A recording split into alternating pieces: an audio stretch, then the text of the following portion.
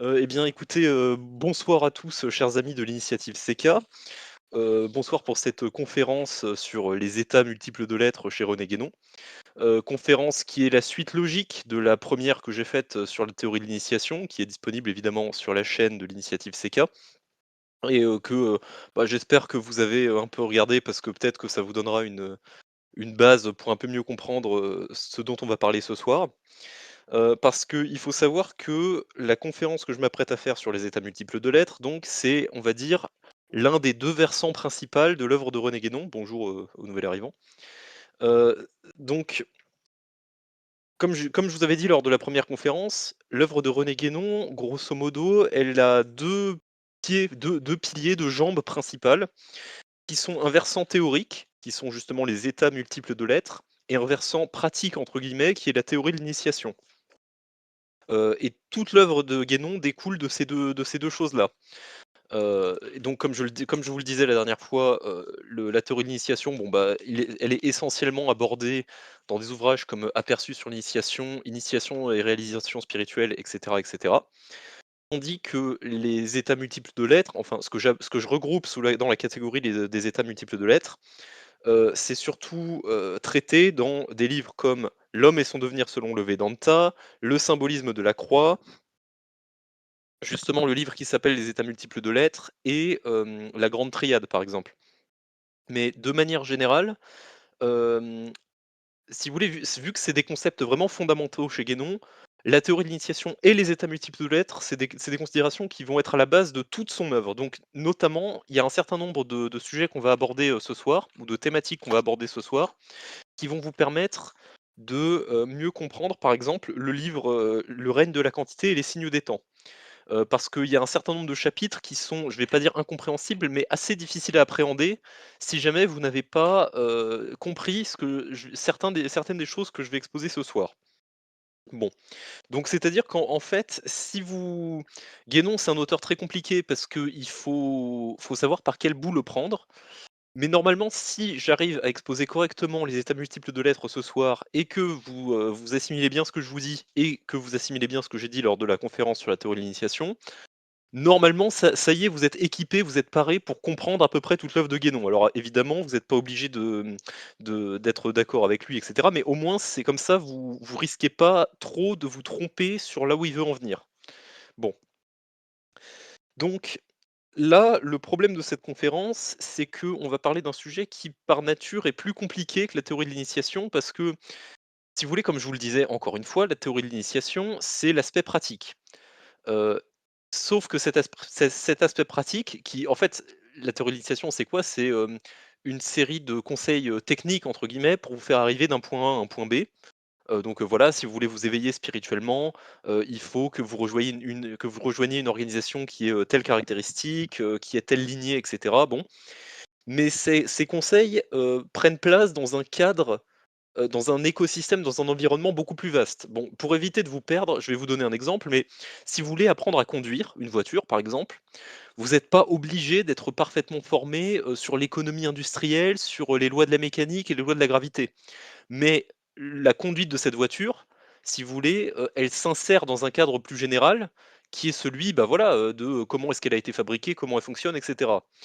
Donc c'est peut-être un peu alambiqué ce que je suis en train de vous dire, mais c'est pour vous dire que tout aspect pratique est forcément plus simple à expliquer parce qu'en plus c'est un sujet qui est circonscrit, c'est plus simple à expliquer que le cadre dans lequel il s'insère. Donc de même, la théorie de l'initiation, vu qu'en plus c'est un sujet qui est relativement circonscrit, il est forcément plus facile à expliquer que les états multiples de l'être, qui sont un sujet qui va partir dans tous les sens. Donc, j'espère que je vous ai pas encore perdu dès l'introduction, mais c'est juste pour vous dire que c'est normal si, vous décrochez au bout d'un moment, et cetera. C'est l'intérêt de record cette conférence, c'est que ça va vous permettre d'y revenir pour mieux comprendre certaines notions, et cetera. Bon, donc voilà, ne vous inquiétez pas si vous êtes un peu perdu, mais c'est pour ça que comme, pour la dernière conférence, je vais essayer de semi régulièrement revenir vous demander si je suis clair. Bon, déjà, je vais vous demander si je suis clair là actuellement, ou si je vous ai déjà perdu. Heu,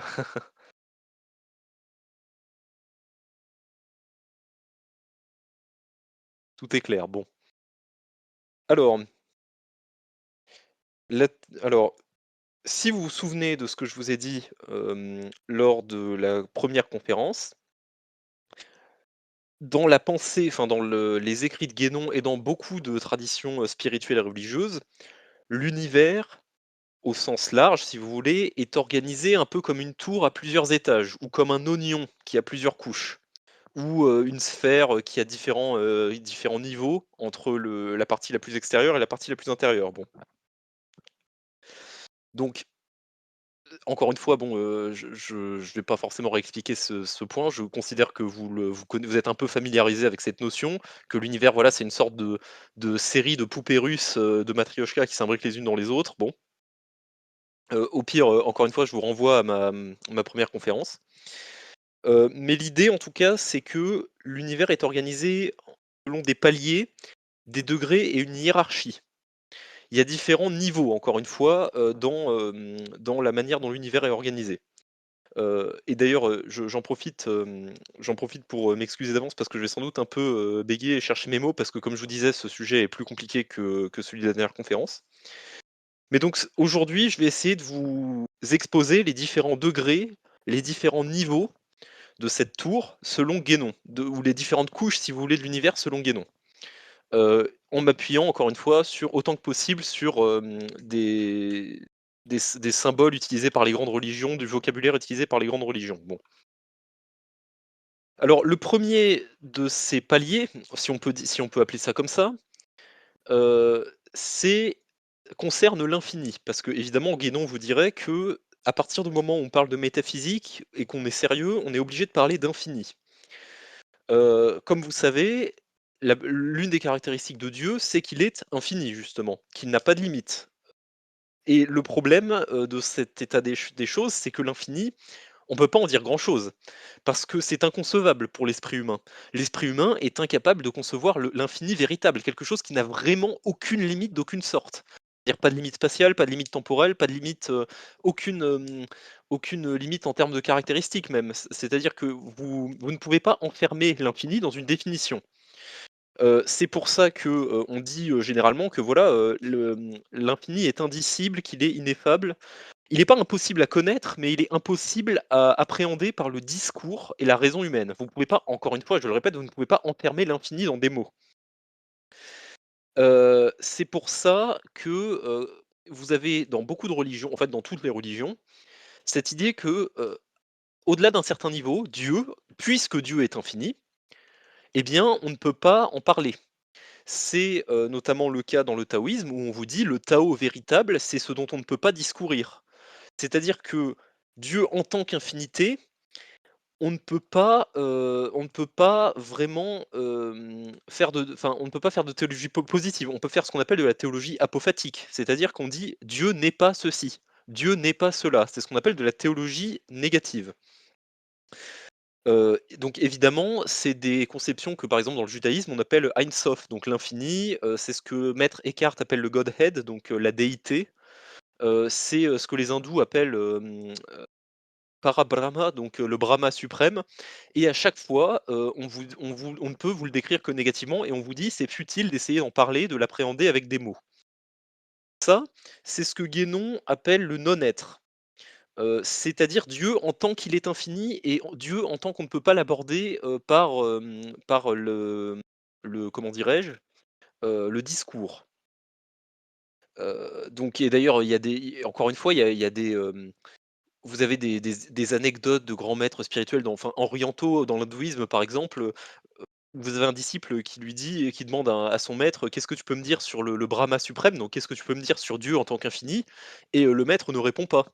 Et effectivement, parce que, encore une fois, on ne peut pas enfermer, l'infinité de Dieu dans des mots. Bon, je me répète plusieurs fois, hein, mais c'est pour vous faire comprendre que ça, c'est une notion qui est importante dans beaucoup de traditions religieuses.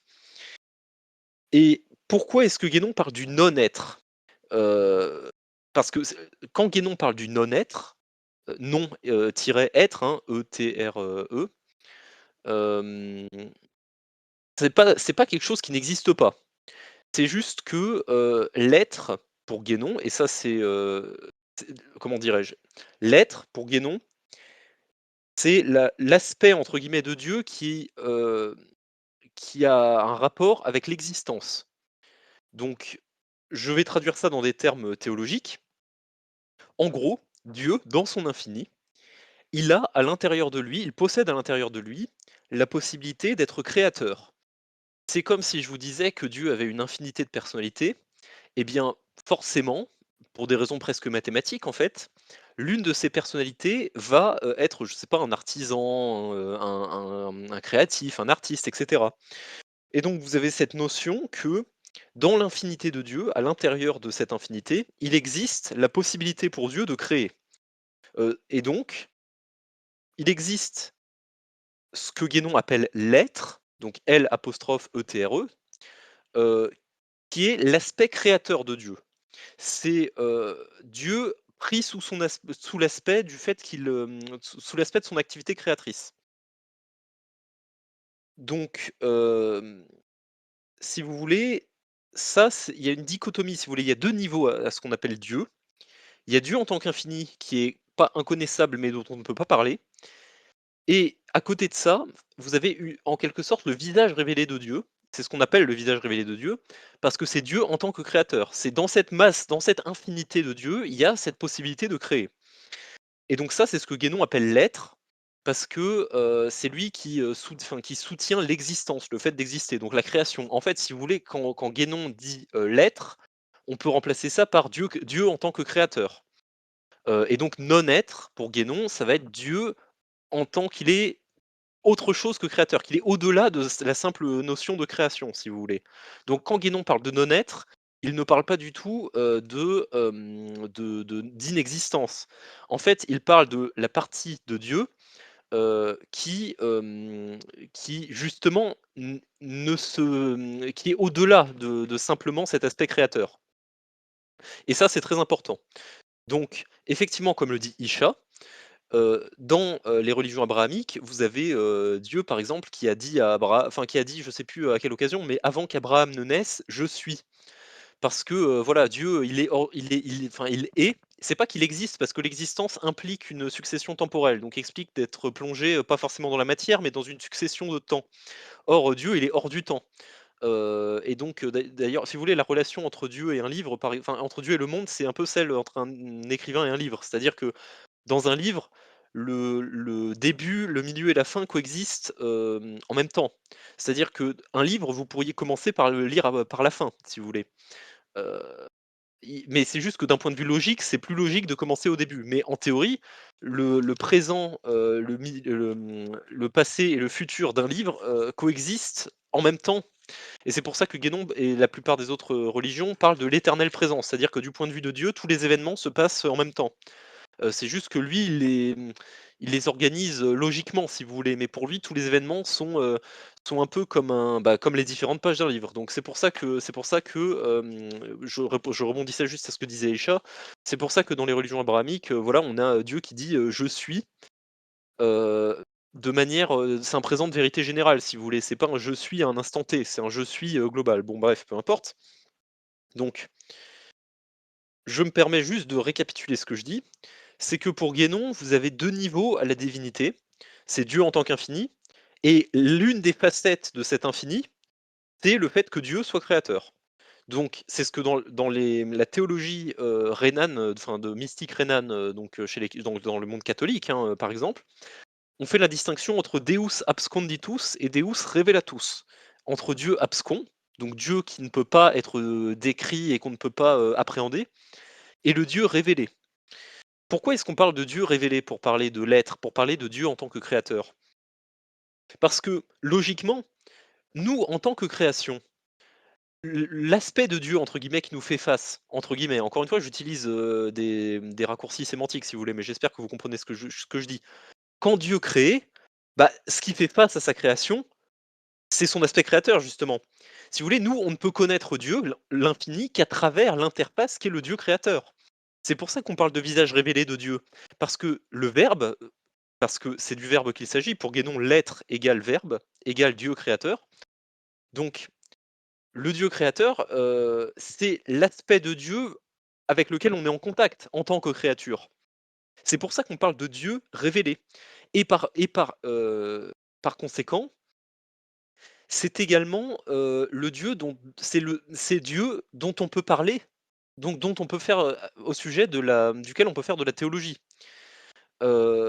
C'est pour ça que, c'est le Dieu qu'on peut qualifier positivement. C'est pour le coup, le Dieu révélé, l'être avec un E majuscule, donc Dieu en tant que créateur, c'est le Dieu dont on peut parler, en lui donnant des «qualités» entre guillemets, des qualités théologiques si vous voulez. C'est le Dieu des théologiens et donc c'est, par voie de conséquence, également le Dieu des livres révélés. Le Dieu dont il est question dans les livres révélés, c'est le Deus Revelatus, parce que c'est le Dieu dont on peut parler justement. C'est le visage révélé de Dieu. C'est cet aspect de Dieu qui est spécifiquement créateur. C'est pour ça d'ailleurs que dans la théologie, chrétienne, on dit que Jésus, qui est l'incarnation du Verbe, donc du Logos, c'est, le Dieu de l'Ancien Testament. Ce qui est parfaitement logique, parce que le Dieu de l'Ancien Testament, justement, on peut en parler parce que, si vous voulez, Dieu, cet aspect de Dieu agit selon une certaine logique, selon une certaine, entre guillemets, «rationalité», parce que l'univers n'est pas un chaos sans rime ni raison. Pour créer l'univers, il établit certaines lois, certaines récurrences. Les événements ne se passent pas de manière aléatoire, si vous voulez, dans la création. Il y a un certain, enchaînement de causes et de conséquences.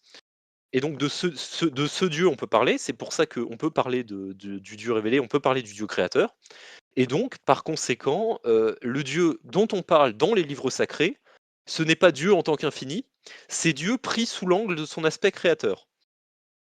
Bon, est-ce que jusque-là je vous ai perdu ou pas? Parce que ça a été un peu confus ce que je raconte, mais parce que j'ai des notes, j'essaye de faire les choses dans l'ordre, mais comme je vous dis, c'est une conférence qui peut partir très vite dans tous les sens. Donc j'aimerais juste savoir si je suis compréhensible. Je peux répéter au besoin, hein.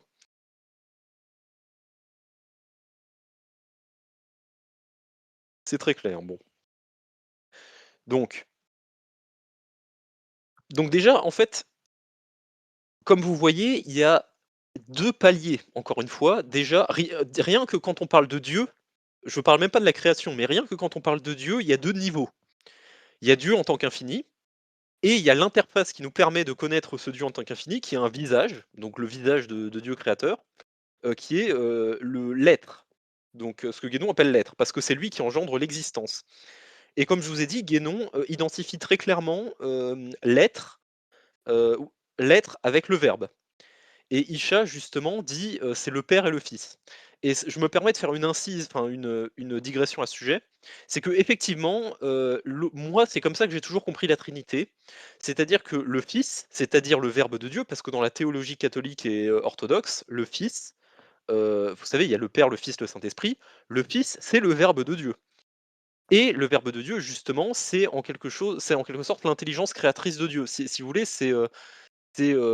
oui, voilà, encore une fois, c'est Dieu qui produit, quelque chose de structuré, et donc qui crée quelque chose de structuré. Bon, maintenant, donc on peut clairement dire que le Fils, c'est l'être selon Guénon et Guénon le dit explicitement.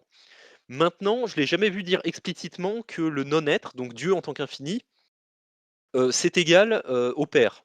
Et quand j'en ai parlé à 2-3 chrétiens, ils m'ont dit, que c'était n'importe quoi. Bon, écoutez, moi ça fait longtemps que j'ai arrêté d'essayer de comprendre la Trinité, d'un point de vue orthodoxe, donc je ne sais pas si c'est très orthodoxe, mais vous pouvez vous dire qu'effectivement, le Père, c'est Dieu en tant qu'infini et le Fils, voilà, c'est Dieu en tant que son aspect créatrice. J'ai déjà demandé si à des théologiens chrétiens, enfin ou des gens un peu versés en théologie chrétienne si c'était le cas. Ils m'ont dit: «Non, c'est n'importe quoi mec, on peut pas comprendre la Trinité». Bon donc moi je ne vous dis pas que c'est une interprétation orthodoxe du catholicisme, mais s'il y a des catholiques parmi nous, moi c'est comme ça que je comprends la Trinité. D'ailleurs, je sais que dans certaines églises orthodoxes d'ailleurs, on ne représente pas le Père. Ce qui est intéressant parce que si vous voulez, le Dieu qui est représenté dans les églises, normalement, c'est le Verbe justement, c'est le Fils. Parce que c'est lui qu'on peut représenter. Et ça, c'est pas toujours le cas malheureusement, il paraît que chez les catholiques, c'est pas le cas, mais en tout cas, il paraît que chez pas mal d'orthodoxes, c'est comme ça. C'est-à-dire qu'on ne représente pas le Père et donc dans ce cas-là, ça irait dans le sens de, le Père dans la Trinité, c'est Dieu en tant qu'infini. Mais encore une fois, je ne sais pas si ça, c'est très, orthodoxe d'un point de vue catholique ou, ou justement orthodoxe, oriental, donc je le mentionne qu'en passant. Bon,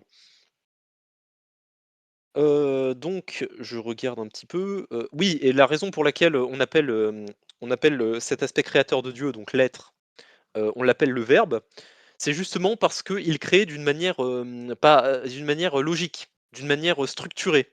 et parce que, le verbe, ça induit, l'idée d'une construction grammaticale, si vous voulez. Ça induit l'idée, de quelque chose, vous savez, enfin voilà, il y a une logique dans la construction du monde. Donc c'est pour ça qu'on parle de logos, parce que le logos, c'est à la fois la logique et c'est le verbe. Donc c'est cette idée de, voilà, construction, intelligente quelque part, construction, c'est pas un chaos sans rime ni raison. Bon, donc voilà. Je me permets de regarder, mes notes. Oui, et donc, si vous voulez, l'une des manières dont on peut voir ça, c'est que le verbe ou le logos, c'est un peu équivalent pour Dieu à ce qu'est la raison chez nous. C'est-à-dire que, et un peu la réflexion, c'est-à-dire qu'avant de prononcer une phrase, vous la pensez dans votre tête, si vous voulez. C'est vous la structurez à l'intérieur de votre tête et ensuite elle passe dans vos cordes vocales et vous la, verbalisez, cette idée. Donc c'est un peu, il y a un peu une analogie à faire entre, le verbe créateur et l'existence qu'il engendre. C'est-à-dire que, et c'est pour ça que vous avez les musulmans, par exemple, qui disent que le Coran, c'est le verbe de Dieu. Pourquoi? Parce que, alors, ils parlent du Coran en tant que, présent, c'est l'idée de Coran, si vous voulez, c'est l'archétype du Coran dans l'esprit de Dieu. C'est-à-dire qu'effectivement, à un certain niveau, l'intelligence divine qui engendre le monde, qui lui permet de se structurer quelque part, c'est le logos. Donc, si vous voulez, quand les musulmans disent que le Coran est incréé, en fait, ils parlent pas forcément du Coran que vous avez sur votre table ou même du Coran en arabe, mais ils parlent en fait de l'intelligence créatrice de Dieu, justement. Et l'intelligence créatrice de Dieu, en fait, c'est Dieu en tant que créateur. Donc en fait, à un certain niveau, c'est logique de dire que les textes sacrés, c'est une émanation du verbe, si vous voulez. C'est un peu une incarnation du verbe. Bon, donc, je regarde un petit peu mes notes. Bon, donc désolé, encore une fois, je pars un peu dans tous les sens, donc j'espère que c'est clair, mais en tout cas, ce qui est important, chez Guénon et dans beaucoup de théologie classique, c'est que vous avez encore une fois Dieu en tant qu'infini, donc le non-être, le Brahma suprême, et cetera, qui engendre, de par son infinité, une «facette» entre guillemets, qui elle va créer, qui elle est créatrice. Donc ça, et du justement, c'est l'être.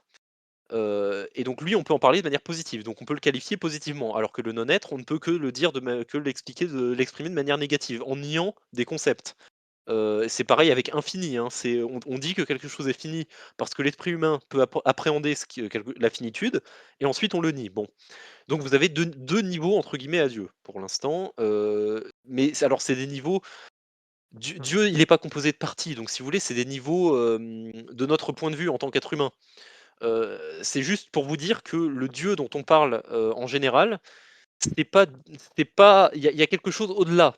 Il y a au-delà du Dieu dont on parle dans les Écritures sacrées, il y a encore l'infinitude qu'on ne peut pas aborder justement, sur laquelle on est obligé de rester silencieux. Bon, et ça, c'est important chez Guénon et il y revient longtemps, donc il y revient souvent, pardon, donc je me suis permis, heu, de, heu réitérer, cette histoire. Donc bon, désolé, encore une fois, je suis parti un peu dans tous les sens, donc est-ce que vous pouvez me reconfirmer que je ne vous ai pas trop perdu? N'hésitez pas à me le dire, hein, si je vous ai perdu, parce que je peux revenir sur un certain nombre de points, c'est important, hein, que je ne vous perde pas. Heu, bon, manifestement personne ne se manifeste dans le chat, donc je présume que c'est à peu près, correct. Bon, donc là ensuite, on arrive à on arrive au fait de créer, à l'action de créer pour ce Dieu créateur, pour l'être. Et là, la plupart des doctrines traditionnelles nous expliquent que, alors déjà, Dieu crée de lui-même. C'est pas, si vous voulez, c'est pas une émanation, c'est pour ça que Guénon n'aime pas, la théorie des émanations, chez les néoplatoniciens, parce que l'émanation, en fait, ça implique que le créé sort du créateur. Mais en fait, Guénon, il dit plutôt que la création, elle a lieu à l'intérieur de Dieu quelque part. Il y a pas de sortie de la créature de Dieu. Tout est relié, tout est à l'intérieur de Dieu, ce qui est parfaitement logique parce que sinon, ça violerait le principe d'infinité de Dieu. Si quelque chose sortait de Dieu, bah, Dieu ne serait plus infini parce qu'il serait, il y aurait quelque chose qui est au-delà de lui, vous voyez? Bon, hem, donc Dieu crée à l'intérieur de lui-même justement la création. Mais comment s'y prend-il? Eh bien, il va créer 2 pôles qu'il va mélanger, ou deux forces ou 2 principes, si vous voulez, qu'il va mélanger à des degrés divers pour créer différentes choses. En gros, Dieu, en tant que créateur, pour créer une infinité de nuances de gris, il va d'abord créer le blanc et le noir et il va les mélanger à différents niveaux et ça, ces 2 pôles, c'est ce que les hindous appellent Purusha et Prakriti. C'est ce que, les platoniciens et les aristotéliciens appellent l'essence et la substance. C'est ce que les Chinois appellent le yin et le yang et c'est ce que Guénon, appelle, on va dire, la qualité et la quantité.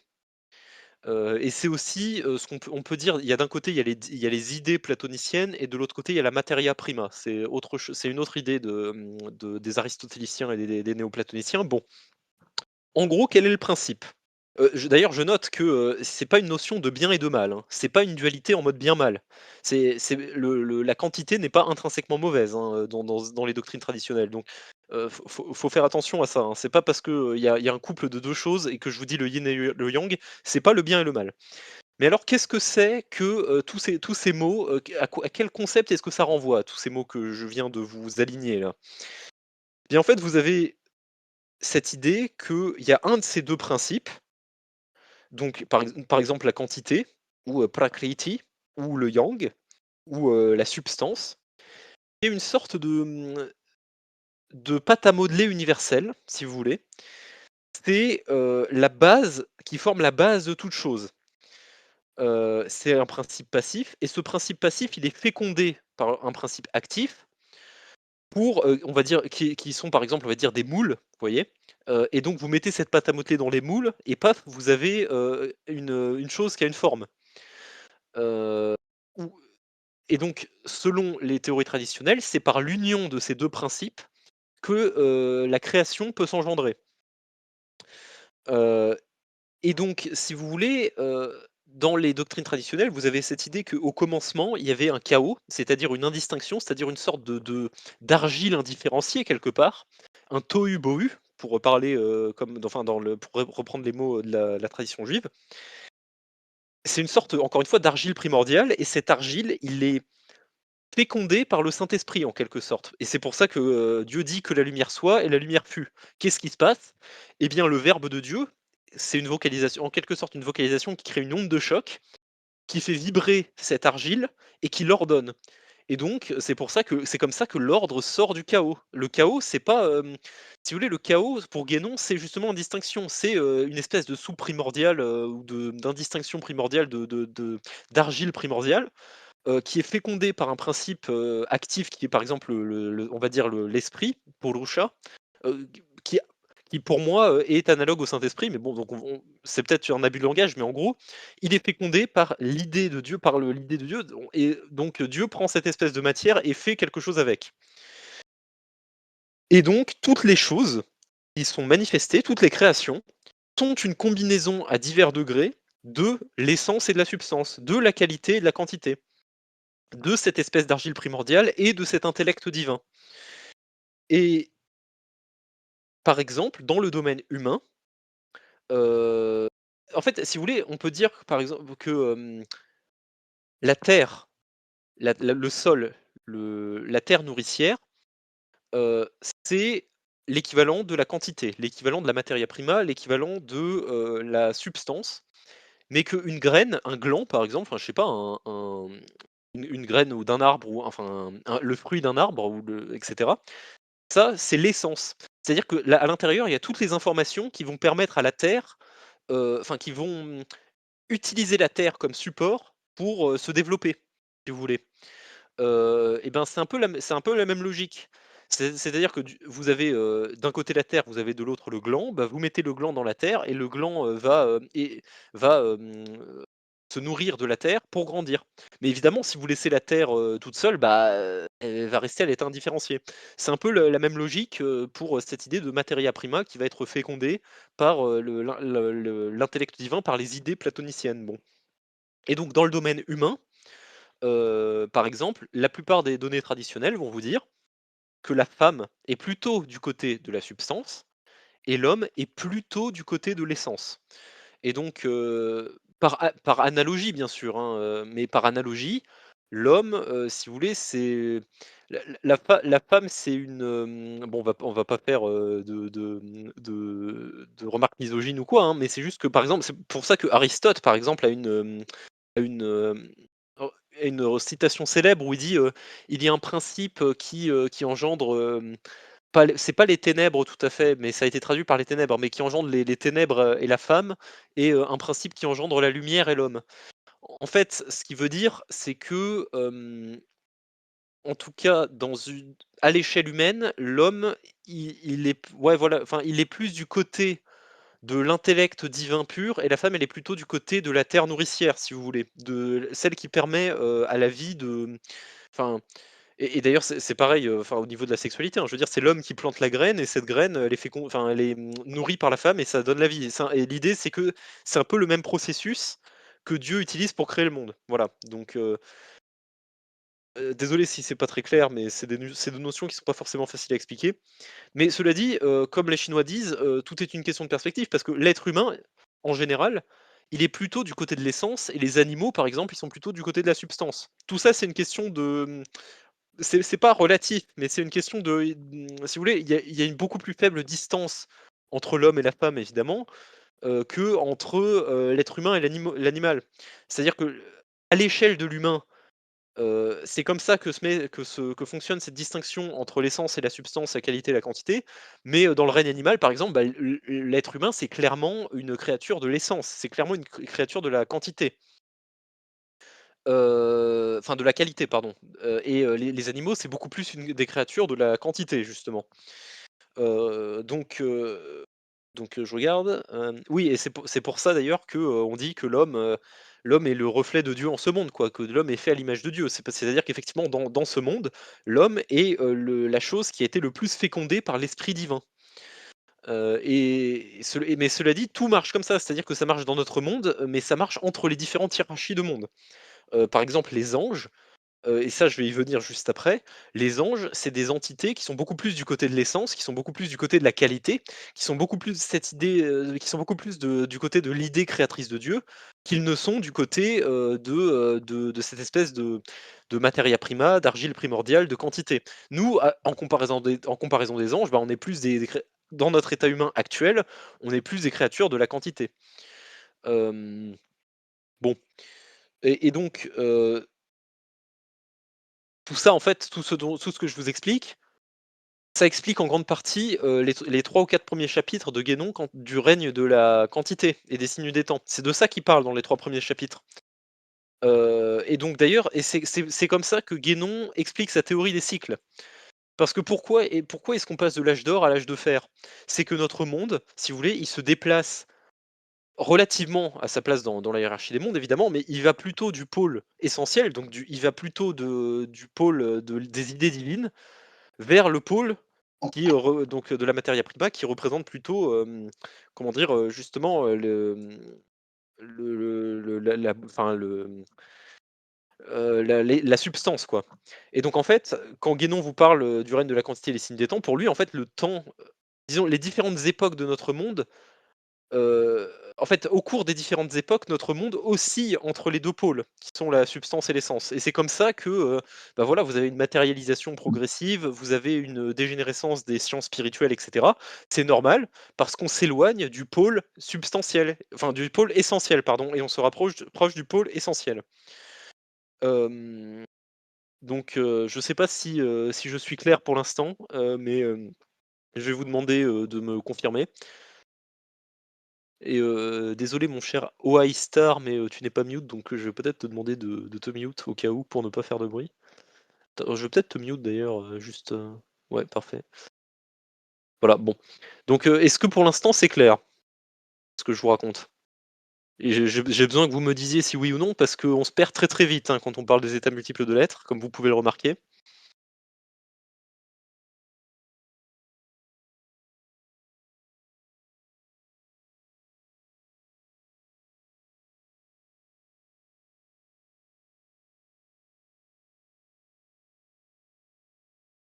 Jésus dit est une essence absolue. Bah, alors peut-être que j'essaierai de répondre à cette question, mais mmh Oui, alors effectivement, oui, alors pour répondre à une question du chat, hormis le cas de Jésus, Dieu est une essence absolue. Est une essence absolue. Oui, oui, oui, parce que alors je sais pas si on peut dire ça du Saint-Esprit, mais Dieu, à la fois en tant qu'infini et en tant que créateur, si vous voulez, la notion de essence et substance, elle n'a de sens que au sein de la création. Dieu étant au-delà de la création, en fait, ça a pas vraiment de sens de parler d'essence en réalité. Mais analogiquement, oui, analogiquement, c'est une essence absolue. Mais sinon, disons qu'en fait l'essence, c'est oui, c'est ce qui se rapproche le plus de l'idée de Dieu. Donc ouais, analogiquement, on pourrait dire que c'est une essence absolue, mais quand vous sortez de la distinction, enfin quand vous sortez de la création, vous sortez de cette notion d'essence, forcément. Hem, bon, donc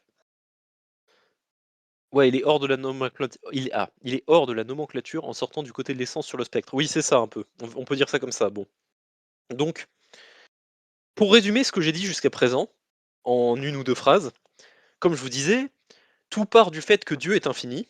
Dans cette infinité, eh bien, il y a la possibilité pour Dieu d'être créateur. Donc, vous avez ce visage enfin, vous avez cette facette de Dieu dans cette infinité qui est créatrice, donc qui est le visage que Dieu nous montre hein, en tant que créature, et donc qui est notre interface avec lequel on peut interagir.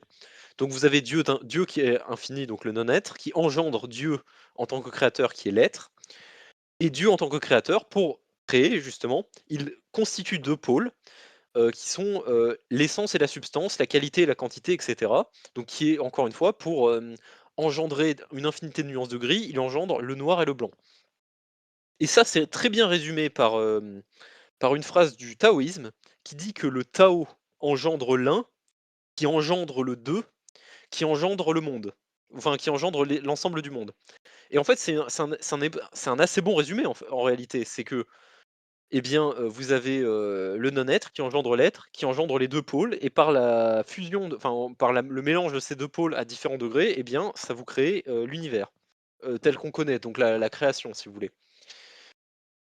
Alors, hem, donc évidemment dans la création, vous en concluez de ce que je vous ai dit, qu'il y a une hiérarchie qui est basée en fonction de la proximité avec le pôle essentiel, avec la lumière de Dieu.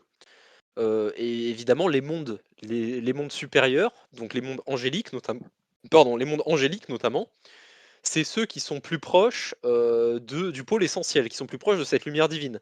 Et plus on descend en direction de la substance, donc qui est l'espèce de pâte à modeler universelle qui sert de base, à la création, en tant que telle, plus on s'éloigne de la lumière divine. Donc plus on s'éloigne de la spiritualité pure. Mais donc tout ça pour dire que, c'est pour ça qu'à l'intérieur de la création, vous avez une hiérarchie, en fonction justement de votre positionnement sur cette échelle. Hem et heu et donc je regarde, ouais et donc les anges, si vous voulez, ils sont par exemple, c'est ce que Guénon appelle les états supérieurs de l'être, mais il dit que c'est équivalent aux anges dans la théologie. D'ailleurs, ce qui est intéressant, Guénon dit que tout ce que saint Thomas d'Aquin, par exemple, dit sur les anges, peut être dit, des états multiples de l'être, enfin des états supérieurs de l'être, pardon. Donc des états supérieurs de la création, des états supérieurs de la hiérarchie de la création. Donc c'est des êtres qui sont pas tout à fait pure essence, mais qui sont très proches, de la lumière divine. Donc, comme je vous disais, hein, on peut dire que, toute la création, c'est un reflet de la lumière divine à différents degrés, hein, c'est ce que je disais dans ma précédente conférence. C'est des reflets plus ou moins partiels, des reflets plus ou moins déformés. Et bien les anges, c'est des reflets extrêmement proches. C'est quasiment le reflet que, entre guillemets, Dieu, enfin que le Dieu créateur a quand il se regarde dans le miroir. Alors que nous, on est beaucoup plus déformés, si vous voulez. On passe dans un tas de miroirs déformants, quoi, c'est un peu ça l'idée. Mmh. Et en fait, le truc avec les anges, c'est que ils sont tellement proches de Dieu, qu'en réalité, on a un peu du mal à les distinguer.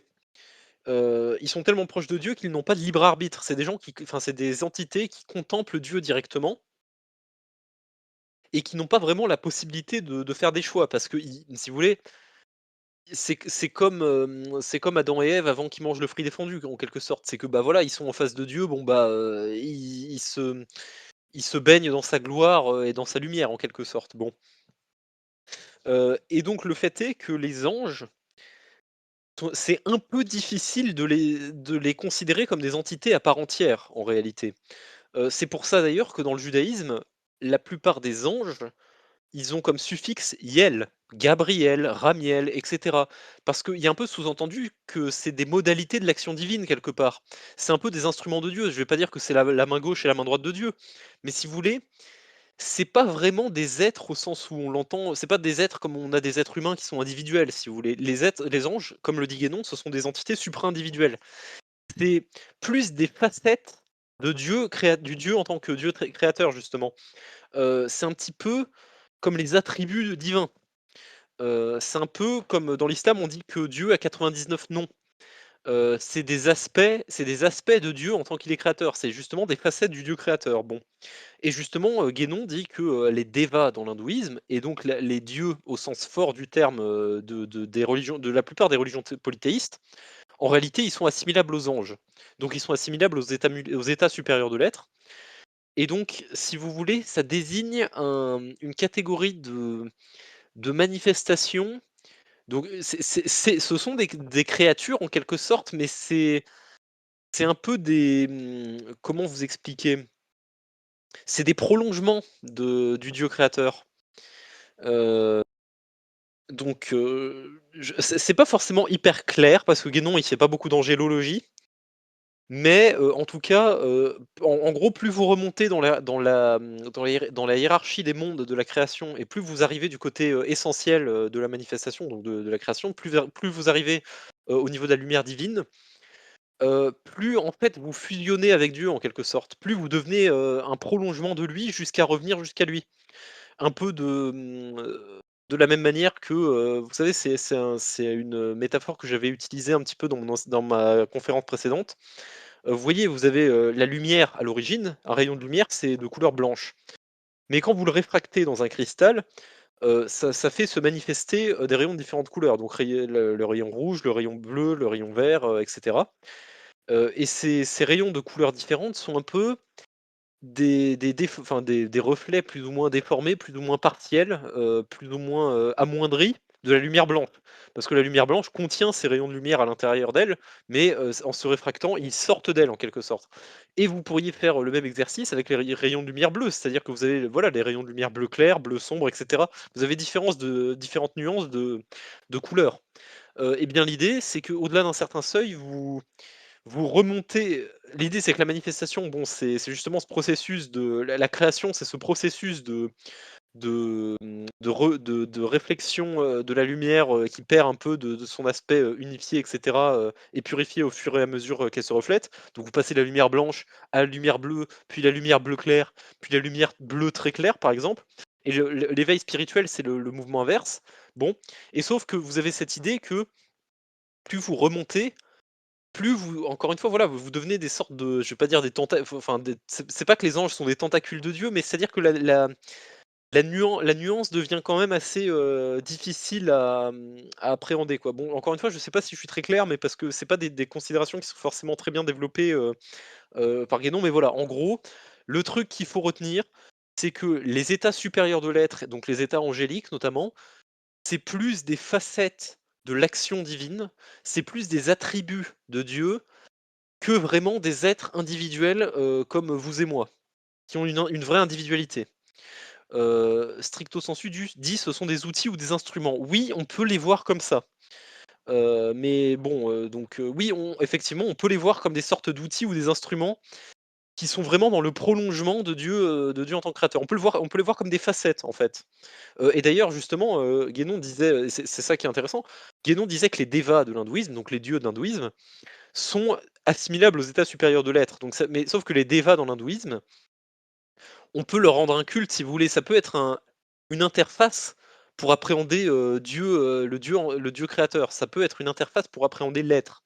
Donc on peut dire que oui, c'est des interfaces multiples qui peuvent nous servir pour essayer d'entrer en contact avec Dieu, quoi.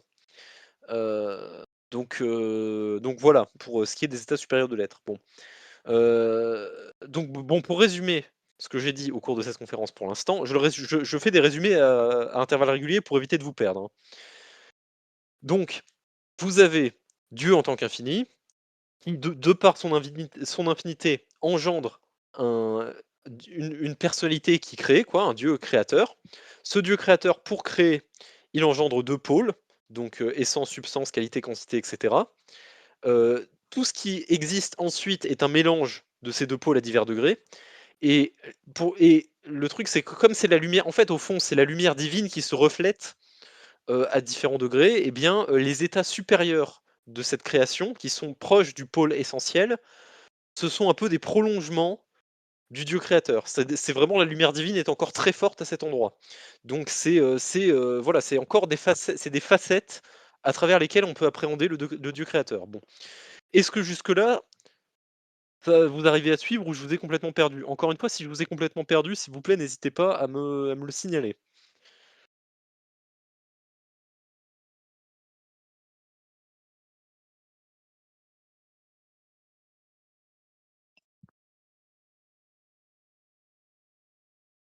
C'est OK, bon. Alors très bien. Bon, alors, une fois que on sort des mondes angéliques, qu'on se ra plus en fait, plus on se rapp au bout d'un moment, à force de se rapprocher du pôle substantiel, donc de la materia prima, donc de la quantité, si vous voulez, du pôle quantitatif, que par analogie, on appelle parfois le pôle féminin, c'est quelque chose que vous allez voir, hein, parfois dans certains textes. On va se rapprocher en fait, il y a une cassure qui se produit et là, on arrive à ce que Guénon appelle les états individuels. C'est-à-dire que ce sont des êtres comme nous, qui ne pouvons pas contempler directement Dieu. Donc, c'est des êtres, qui ont une sorte de libre arbitre, donc comme les êtres humains, hein.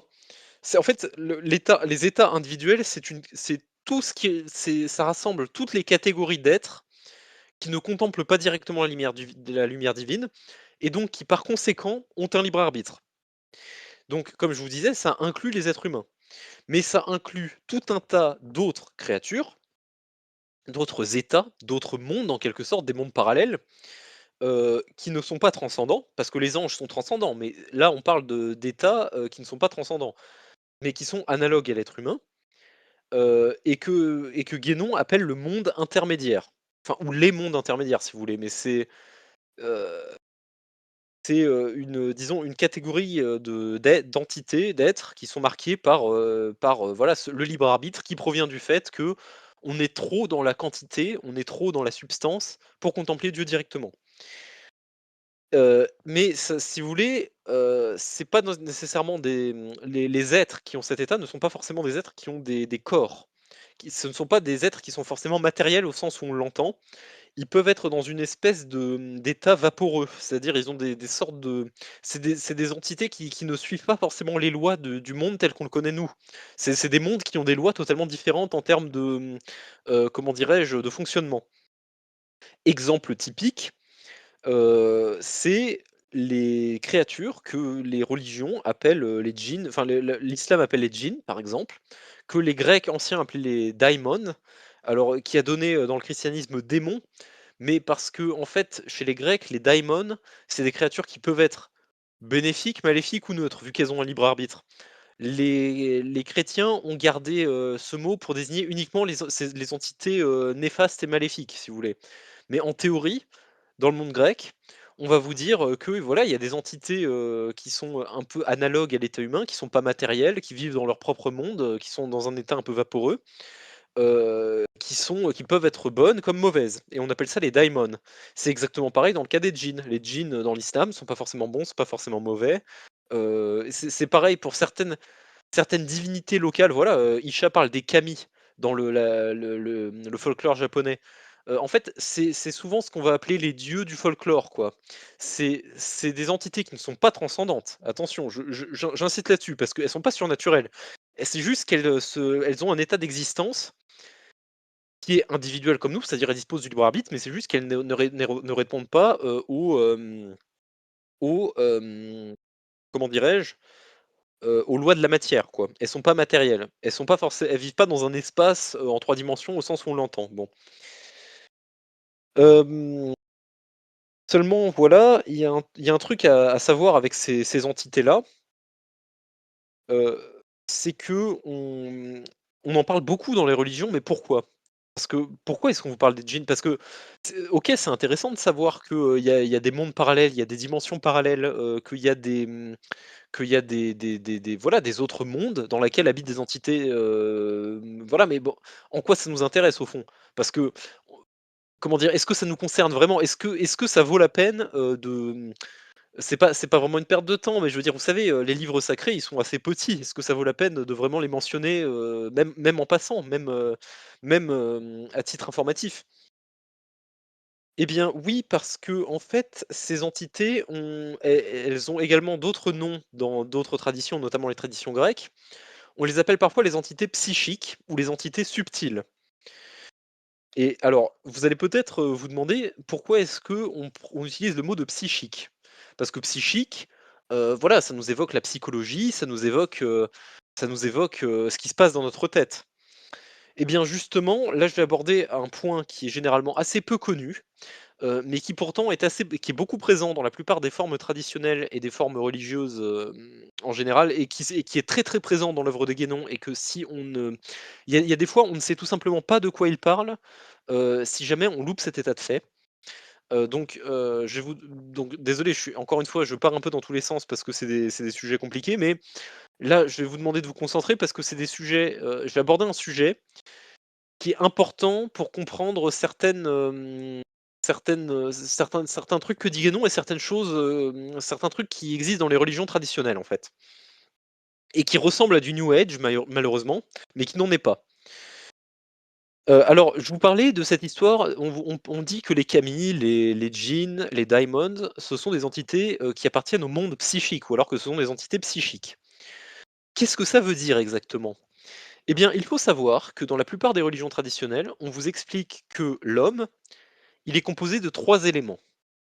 Il y en a 2 que vous connaissez forcément. Le premier, c'est un corps physique. C'est-à-dire, bah, voilà, c'est vos mains, vos pieds, voilà, c'est votre corps de chair et de sang. C'est une machine biologique. L'autre, c'est, une étincelle de divinité. C'est votre âme au sens noble du terme, mais j'y reviendrai parce que le mot âme, peut engendrer la confusion, mais c'est votre âme, donc c'est, l'étincelle de divinité qui est en vous. C'est le reflet, de Dieu qui s'est incarné en vous, en quelque sorte. Mais ça, en général, on l'appelle l'esprit, spiritus. Mais en réalité, il y a un troisième élément à l'être humain. En plus, l'être humain, c'est pas une dualité. C'est plutôt pas une trinité, mais un triptyque. Donc comme je vous disais, vous avez le corps, vous avez l'étincelle de divinité, et vous avez ce qu'on appelle le mental ou le psychisme, la psourée. Et ça, c'est une notion que vous allez retrouver dans toutes les religions. Je le précise parce que c'est important. C'est par exemple en latin, vous avez le triptyque corpus, anima, spiritus. Donc corps, mental ou psychique, et esprit. Et l'esprit, c'est l'étincelle de divinité. Donc c'est l'aspect surnaturel de l'homme. Dans chez les Grecs, je sais plus comment on dit corps en grec, mais vous avez le corps, vous avez la psourée, la psyché, et le pneuma. Le pneuma, donc c'est l'esprit, c'est, encore une fois l'étincelle de divinité, dans l'homme.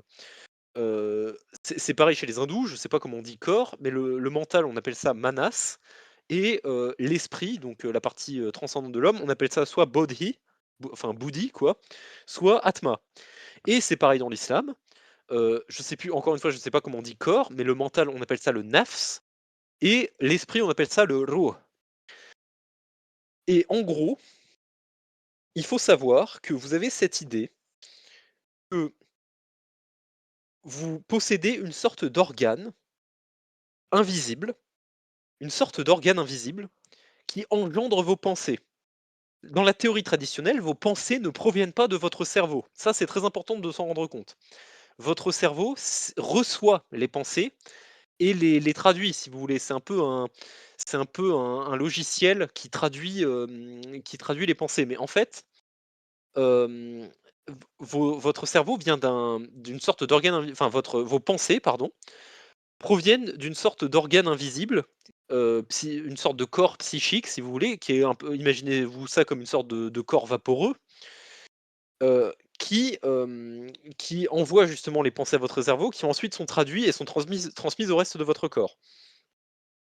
Parce que en fait, et c'est là que ça devient compliqué, donc je vais vous demander de suivre, mais vous avez cette idée que le monde matériel tel qu'on le voit actuellement, c'est en quelque sorte une cristallisation d'un monde plus vaporeux qui est le monde psychique.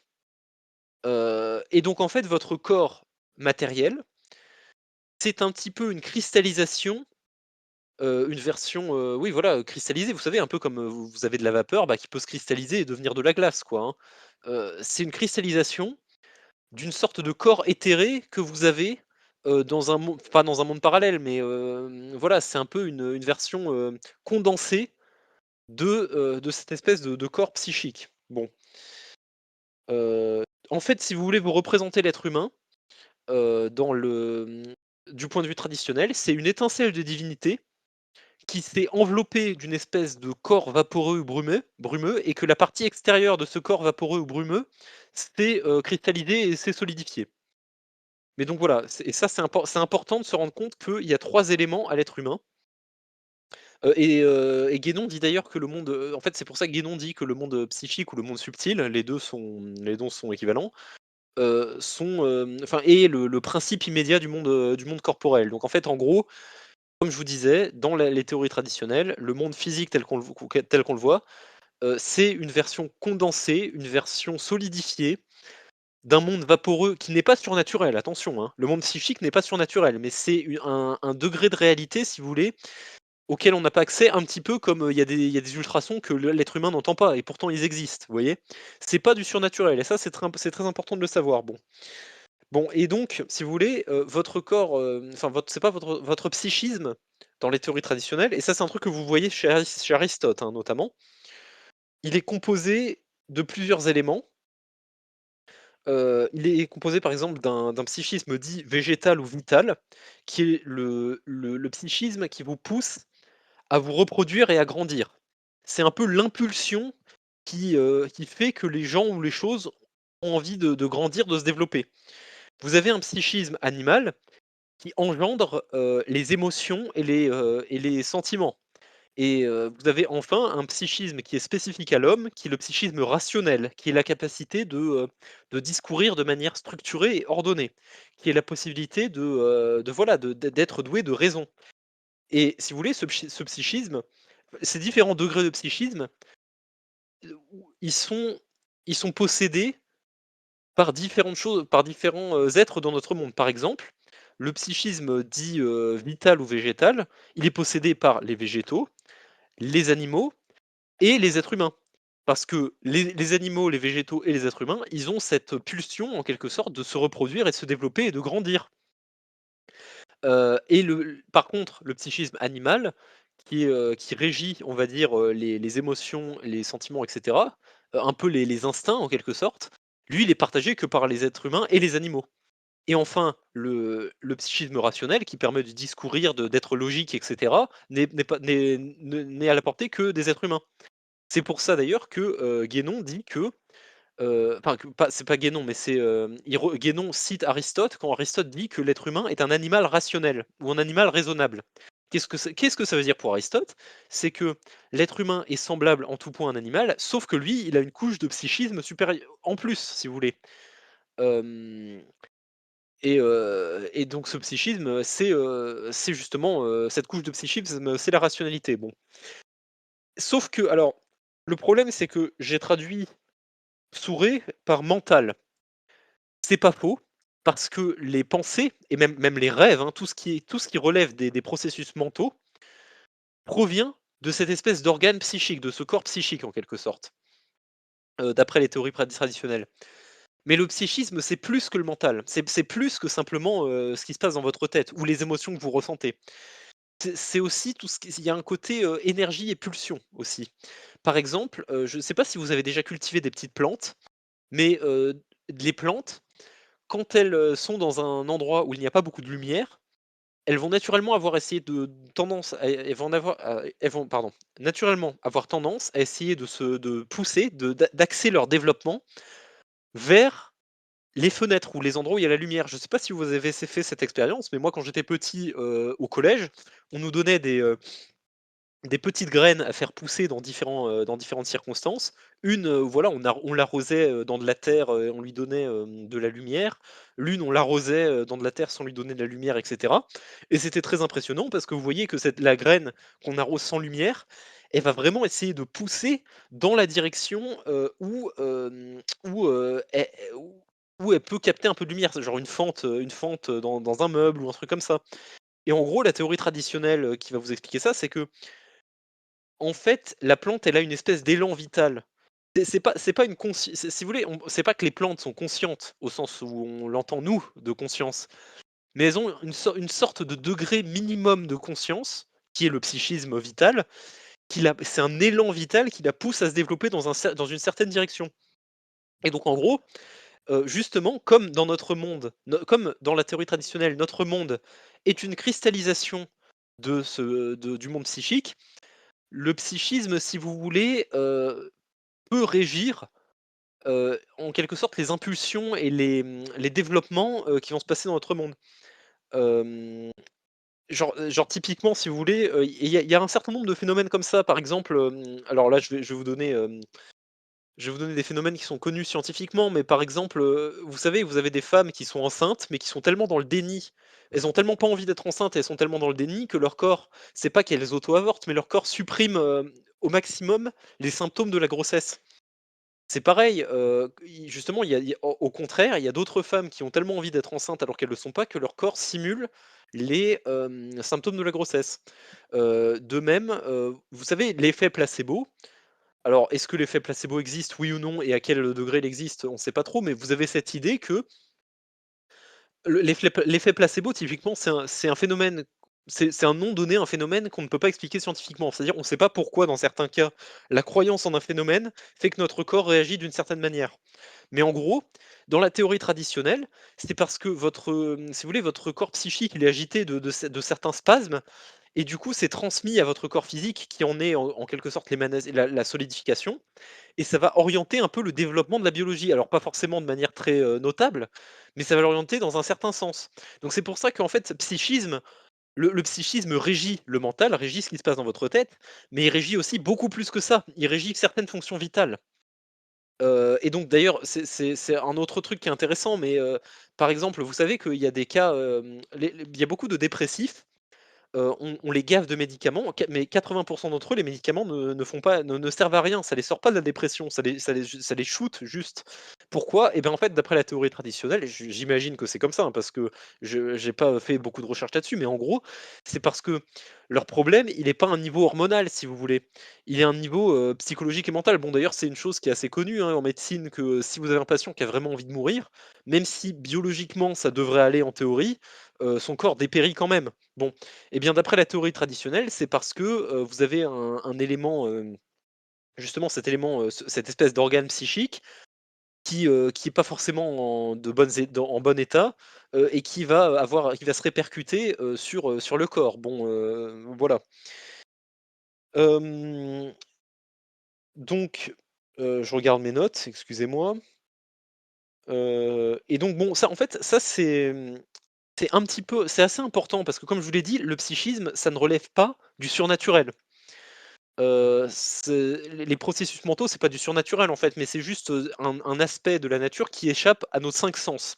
C'est pour ça que les hindous notamment, ils parlent de dichotomie entre le monde subtil et le monde grossier. Le monde grossier, c'est le monde physique qu'on peut percevoir par nos 5 sens, mais il existe en gros une autre couche à ce monde à laquelle on n'a pas accès par nos yeux, nos mains et cetera, mais à laquelle on peut avoir accès par notre mental, et qui n'est pas surnaturel. C'est juste que ça met en place des processus naturels, qui nous échappent. Un peu comme, un certain degré de technologie, par exemple, vous savez, il y a une phrase, connue qui dit que, toute technologie suffisamment avancée est impossible à distinguer de la magie. Bah, en fait, en théorie, vous avez un certain nombre de processus psychiques qui peuvent vous apparaître comme étant surnaturels, mais en fait, c'est juste que c'est des phénomènes que vous comprenez pas forcément. Enfin, je veux dire, c'est comme avant qu'on découvre, l'existence des microbes, bah, voilà, il y a des gens qui tombent malades, on sait pas pourquoi. Vous voyez? C'est un peu le même truc. Bon, et Pourquoi est-ce que je me suis permis de vous faire une longue, digression sur cette histoire de corps psychique? Parce qu'il faut savoir que le psychique, ça c'est l'une des, comment dirais-je? Le psychisme conditionne souvent la capacité et le degré de réception, de l'influence spirituelle, donc de l'énergie divine ou des signes divins, si vous voulez. Parce que le divin, de la même manière que le divin peut prendre appui sur des éléments physiques pour vous communiquer une influence spirituelle, hein, pour vous communiquer de l'énergie divine, bah, par exemple pendant la messe, le divin prend appui sur un bout de pain, c'est-à-dire une hostie. Donc l'hostie s'imbibe d'énergie divine en quelque sorte, vous la consommez, et donc ça vous régénère spirituellement.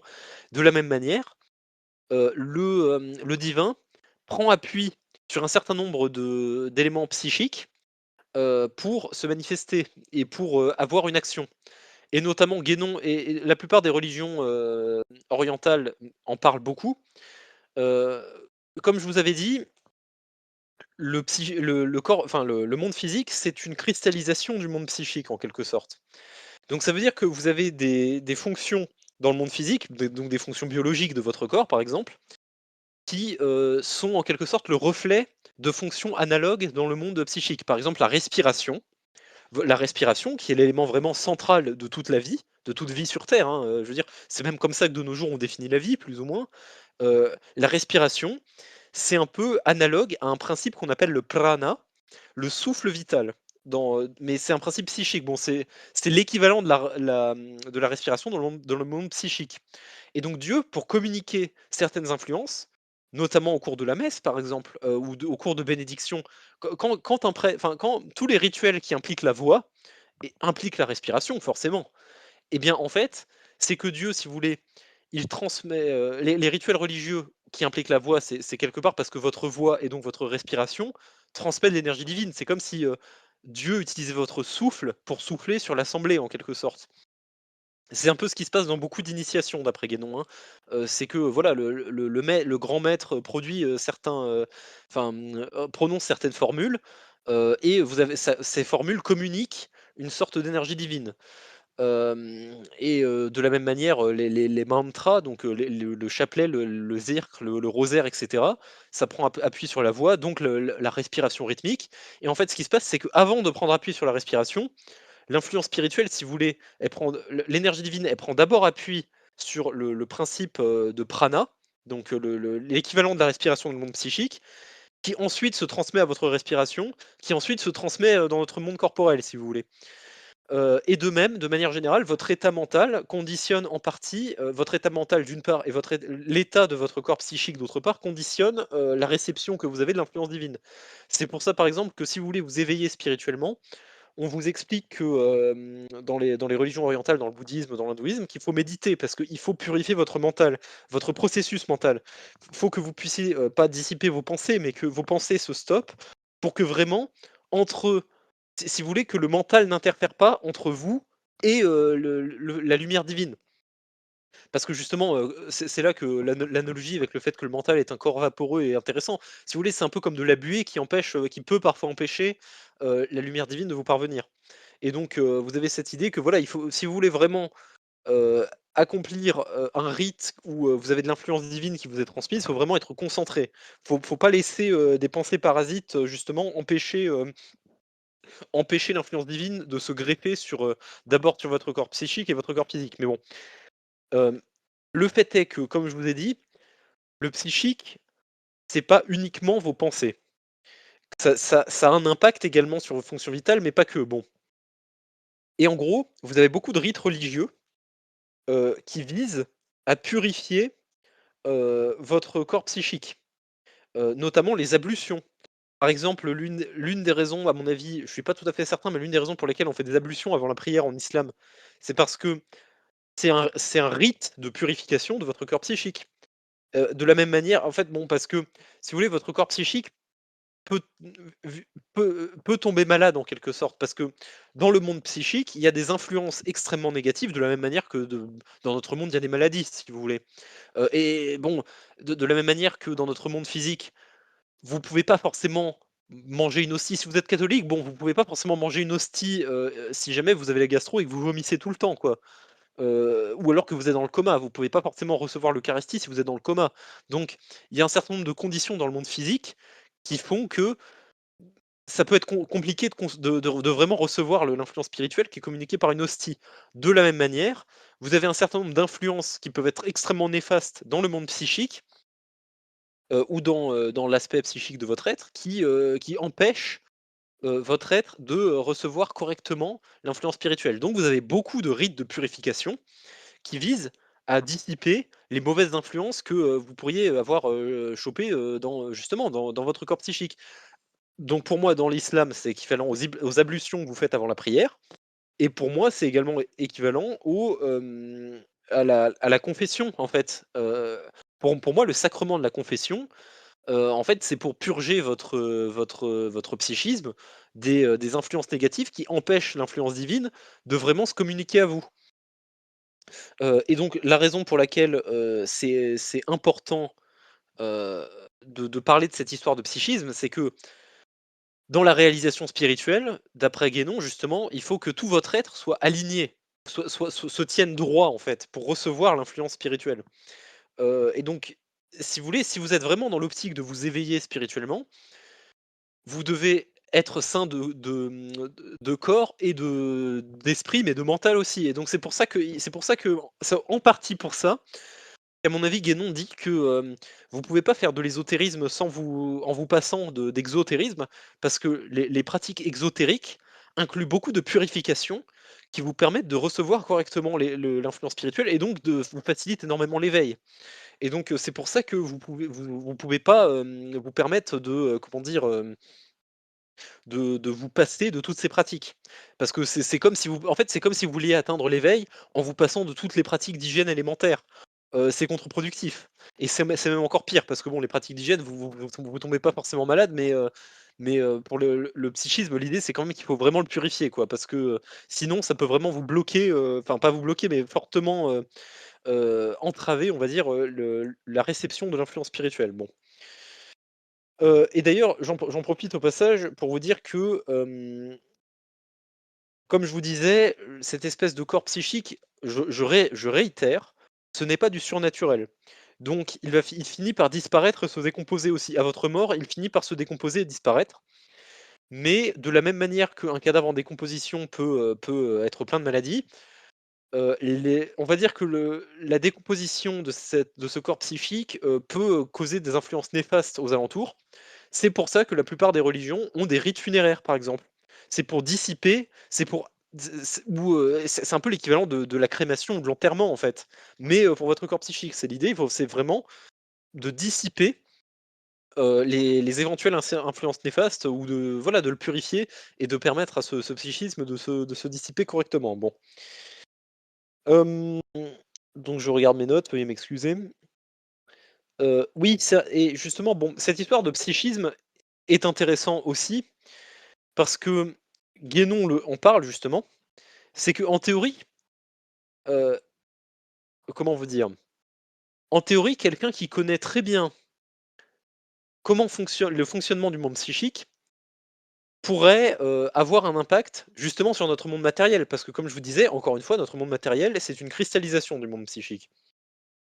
Et donc c'est pour ça que Guénon vous explique que vous pouvez avoir des prestidigitateurs, qui dans les religions traditionnelles, on appellerait ça des mages noirs, par exemple. Parce que Guénon dit que la magie, en fait, c'est quoi la magie pour Guénon?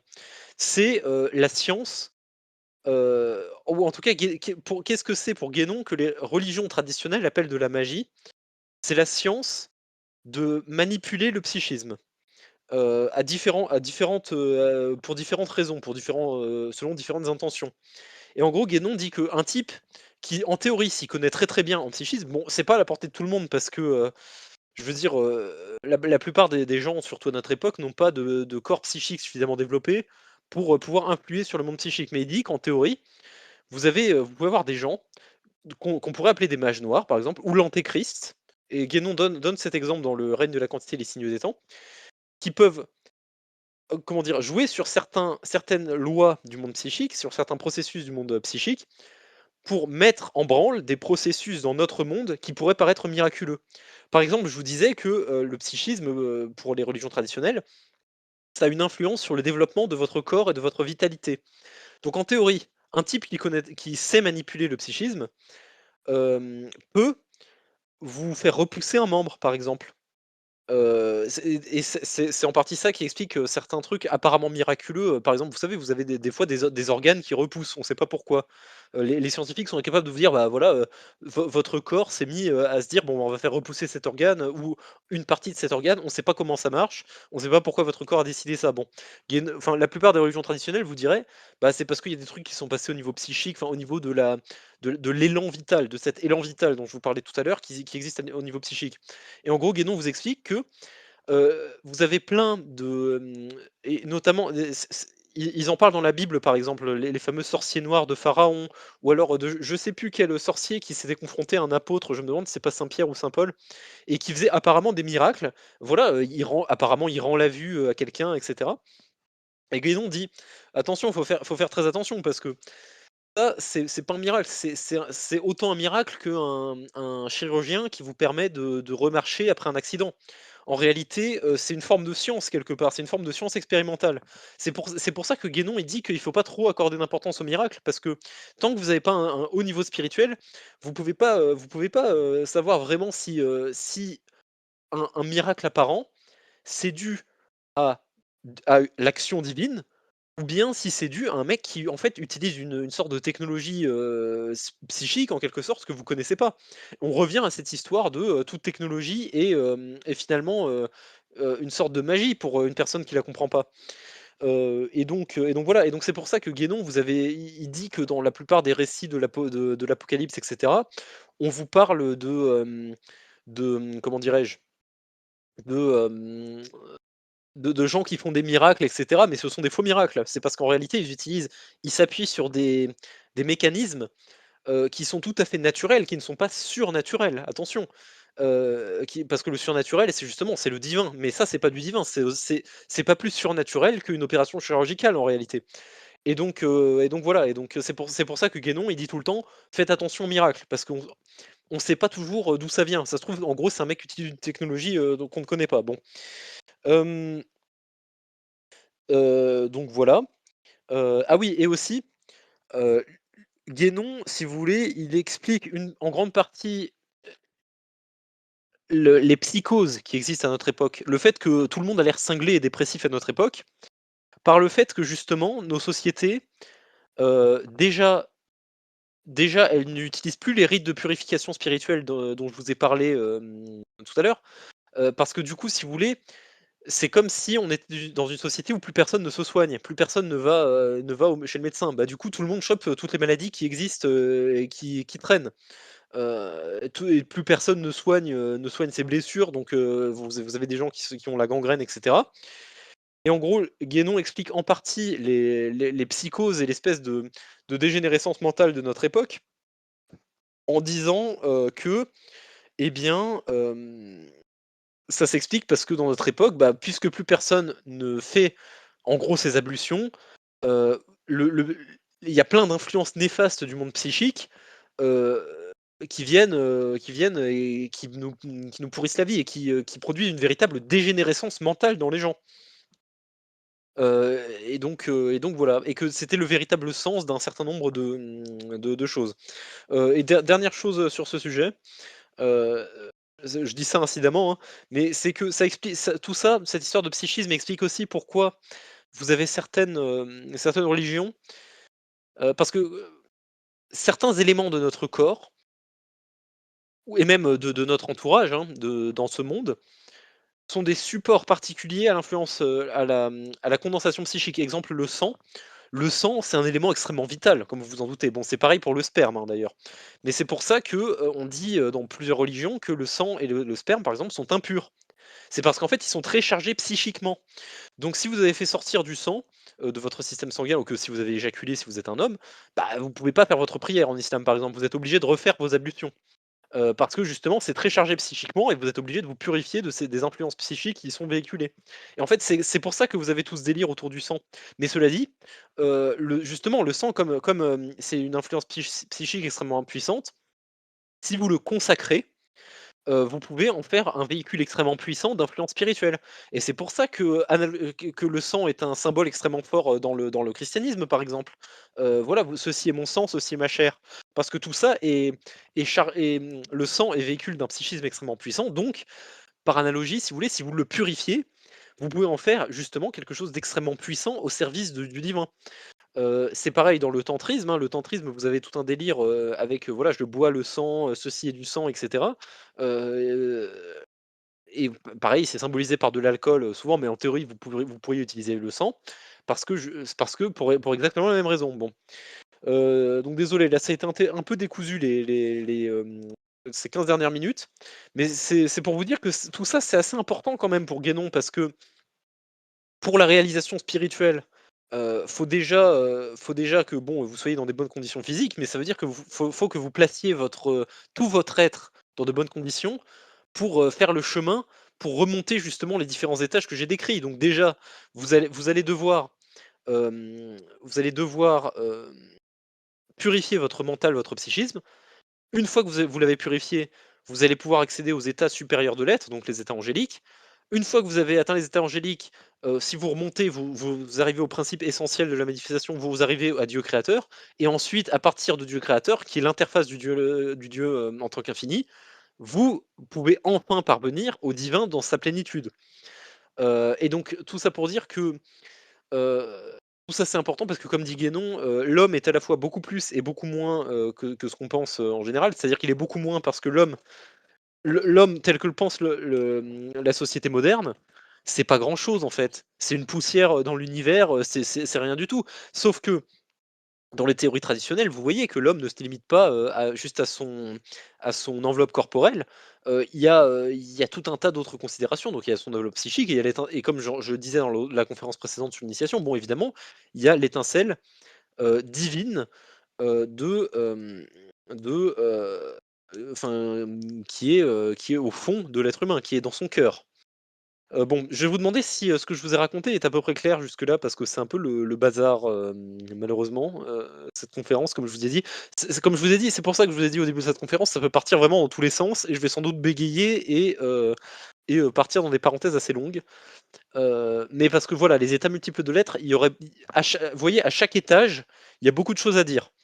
Que ce soit l'étage du non-être, donc du Deus absconditus, du Dieu infini, l'état de l'être, donc le visage révélé de Dieu, Dieu en tant que créateur, donc Deus revelatus, les 2 pôles de la manifestation pour Osha et Parakliti, les états supérieurs de l'être, l'état, subtil psychique et l'état corporel. Vous voyez, il y a beaucoup, beaucoup de choses à dire. Beaucoup, beaucoup de choses à dire.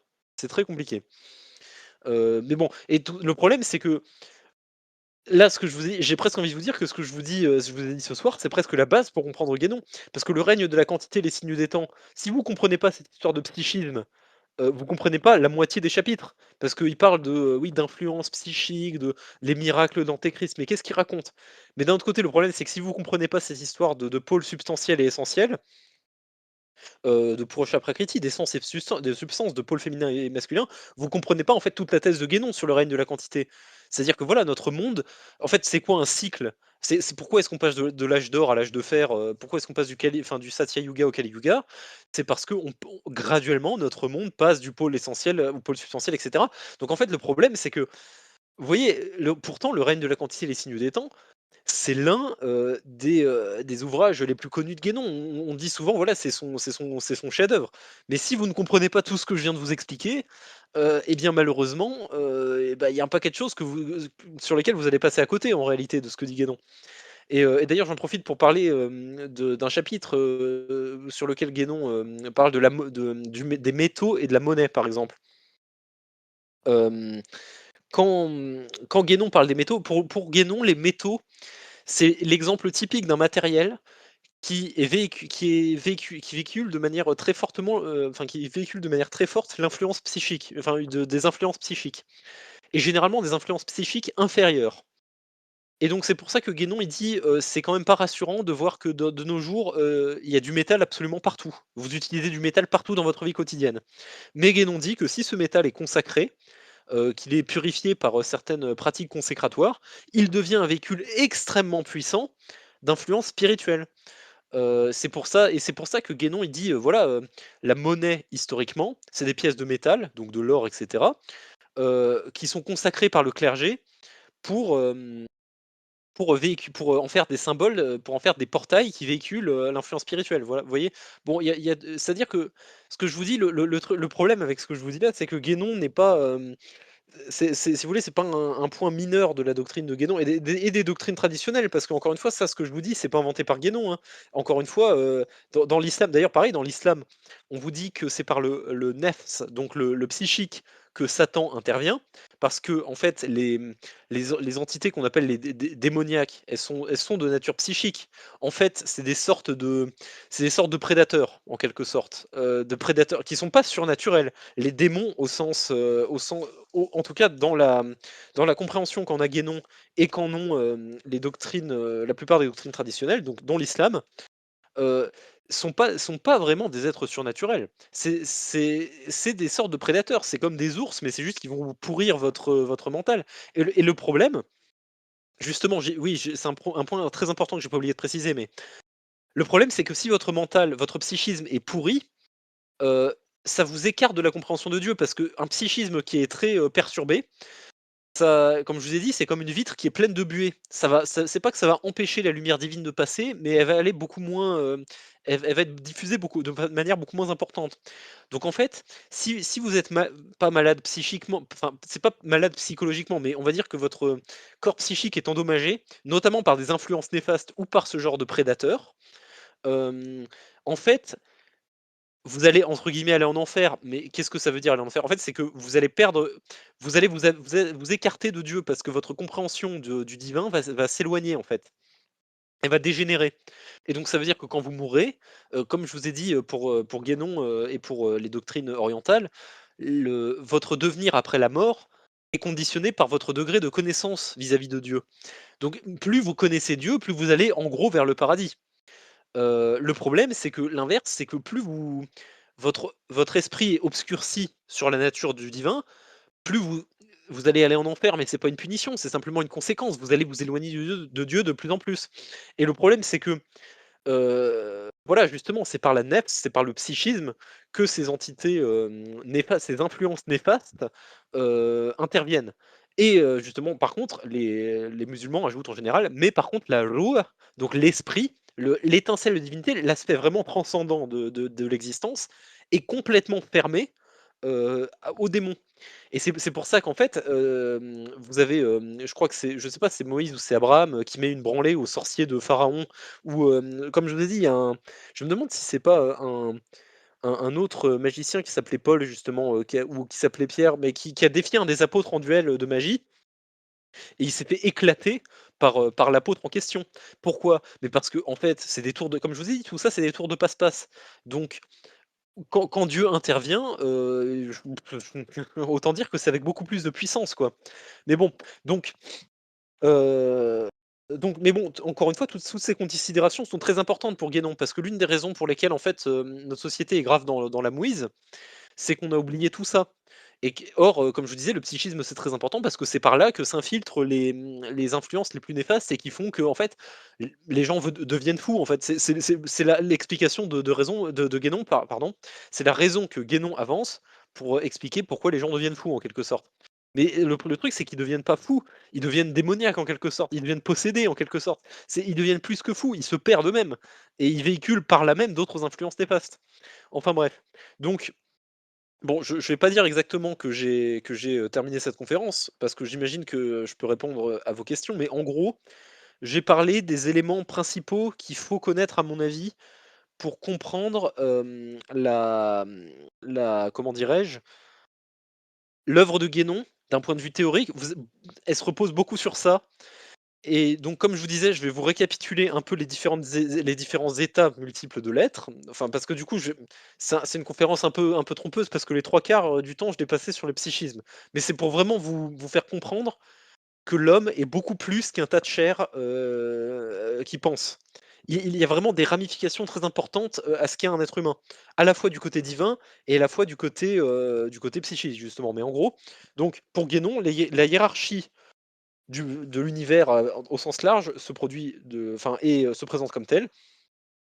Vous avez Dieu en tant qu'infini, donc Dieu qui est caché, hein, Ba'atin comme on dit dans l'islam, qui est caché pour nous, hein, qui est pas caché dans l'absolu, mais qui est infini. Dans cette infinité se produit, comme je vous disais, cette infinité engendre nécessairement un Dieu créateur, donc qui lui est le Dieu apparent, parce que c'est le Dieu qui est en face de nous en tant que créature, donc le Dieu créateur. Donc le non-être engendre l'être, heu, cet être engendre l'existence, donc il engendre la création. Pour ça, il crée 2 pôles, donc le pôle essentiel, le pôle substantiel. Le fait qu'il existe 2 pôles, qui se mélangent à divers degrés, ça fait qu'il y a une hiérarchie dans les états de la création, donc la création est hiérarchisée. Donc vous avez les anges qui sont en quelque sorte des prolongements et des facettes de Dieu en tant que créateur. Au-delà d'un moment, on s'éloigne suffisamment de la lumière de Dieu pour qu'il y ait une cassure. On arrive, dans une série de mondes où, il existe des créatures qui ont un libre arbitre parce qu'ils ne perçoivent plus directement, la lumière divine. Ces créatures ont un certain nombre de caractéristiques. Bon, elles répondent à un certain nombre comment dirais-je? Elles sont soumises à un certain nombre de lois et cetera. Et dans cette catégorie de monde, il y a le monde subtil ou le monde intermédiaire ou le monde psychique, donc qui est une sorte de monde, on va dire, qui est vaporeux un peu, bon, qui a certaines caractéristiques. Ce monde-là et à l'intérieur de ce monde-là, en quelque sorte, eh bien, il y a une cristallisation qui se produit et c'est notre monde physique qui est engendré par le monde psychique. Mais le monde psychique lui-même, comme je vous disais, il n'est pas, transcendant. De la même manière que c'est un peu analogue à un développeur qui crée un jeu vidéo, si vous voulez.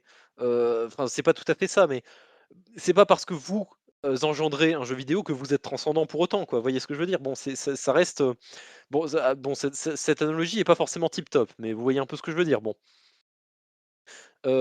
Woody dit, «Le feng shui du taoïsme, l'art de laisser circuler les énergies du monde perceptible». Oui, effectivement. Effectivement, parce que, comme je vous disais, un certain nombre de choses dans notre monde, en fait, comme notre monde, en fait, comme l'univers, il est ordonné selon des certaines logiques, comme Dieu a un certain nombre de logiques, a édicté un certain nombre de lois logiques pour que l'univers, soit ordonné.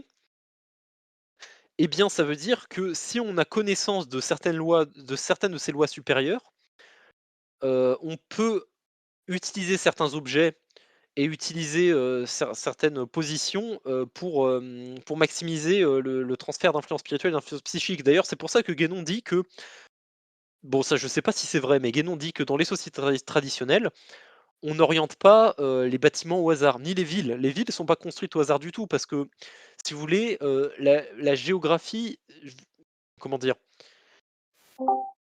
Le même la, même la géographie, la géométrie et cetera, ça peut véhiculer des influences psychiques et des influences spirituelles parce que justement, l'idée c'est que, ces espèces d'influences psychiques, vous pouvez justement les sanctifier pour en faire des vecteurs extrêmement puissants d'énergie divine qui viennent se diffuser dans le monde.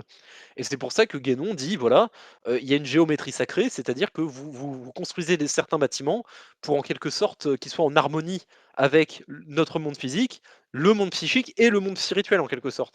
Et c'est pour ça que je vous disais que, hem, pour Guénon, l'éveil spirituel, enfin, si vous voulez en gros, si vous voulez maximiser le degré d'énergie divine qui est transmise dans notre monde, il faut que tous les éléments soient alignés. C'est pour ça que dans l'initiation, quand on est initié en théorie, hem, les processus initiatiques font que, voilà, il faut prendre soin de votre corps et il faut vous purifier le mental. Donc, comme je vous disais, le psychisme, mais aussi le mental, parce que le mental, comme les pensées, les raisonnements, les émotions, et cetera, c'est une catégorie du psychisme, comme je vous ai dit. Mais il faut structurer tout ça, pour que ce soit aligné, que ce soit bien droit et l'influence spirituelle qui vient d'en haut, bah, voilà, elle zigzague pas, elle se perd pas si vous voulez. Elle est bien droite, elle va de haut jusqu'en bas et vous inonde complètement et c'est pour ça que vous avez cette idée, voilà, d'alignement de l'être. Oui, d'ailleurs, j'en profite, quelqu'un me disait dans le chat, «Ah bon, tiens, tu connais la doctrine du tantrisme?» Bah, sache que j'ai reçu, Techniquement, j'ai reçu une initiation, tantrique, du bouddhisme tibétain, hein, qui est un bouddhisme tantrique. D'ailleurs, c'est intéressant, mais justement, le problème avec, cette histoire de psychisme, c'est que, ça paraît beaucoup new age parce que c'est quelque chose qui plaît au new age pour des raisons que vous pouvez imaginer. Mais, heu, vous avez peut-être déjà entendu le mot chakra, par exemple. Vous devez savoir que le mot chakra, c'est un mot qui existe réellement pour parler, de certaines réalités dans les traditions, bouddhistes, hindoues et cetera. Et en fait, c'est quoi un chakra? C'est que comme je vous ai dit, votre corps physique, c'est une cristallisation du corps psychique. Donc il se trouve que dans votre corps psychique, vous avez certains nœuds spirituels, certaines portes en quelque sorte, qui font circuler beaucoup d'énergie, on va dire. Et que, si vous savez comment les ouvrir et que vous avez reçu une initiation surtout, vous pouvez vraiment les ouvrir à fond à l'énergie spirituelle. Donc en gros, l'influence spirituelle, l'énergie divine, vous traverse vraiment votre corps et se diffuse vraiment partout dans votre corps. En gros, c'est un peu ça l'idée, quoi. Et en gros, l'idée, c'est que, dans votre corps à certains endroits de votre corps physique, donc entre les yeux, heu, au niveau de la pomme d'Adam, au niveau du cœur, au niveau du plexus solaire, au niveau, du nombril, au niveau du scrotum, enfin de la base de la colonne vertébrale et cetera. Vous avez des nœuds, enfin vous avez des organes physiques qui sont en quelque sorte la cristallisation d'organes psychiques et donc c'est pour ça qu'en gros en fait bon, il faut pas écouter ce que vous racontent les New Age, mais c'est pour ça que vous pouvez avoir cette notion de il faut ouvrir ses chakras. En fait, qu'est-ce que ça veut dire? C'est qu'il faut que votre corps psychique soit bien préparé à recevoir l'influence spirituelle parce que si vous voulez, c'est un peu comme un réseau de distribution électrique. C'est que vous avez, l'énergie produite par la centrale et elle est distribuée dans des centrales enfin, par des nœuds de transformation, enfin de distribution électrique et ben, en fait, un chakra, par exemple, d'après les traditions, hindoues et bouddhistes, c'est ça, en fait. C'est des nœuds dans votre être qui vont, s'ils sont activés correctement, diffuser, l'énergie divine.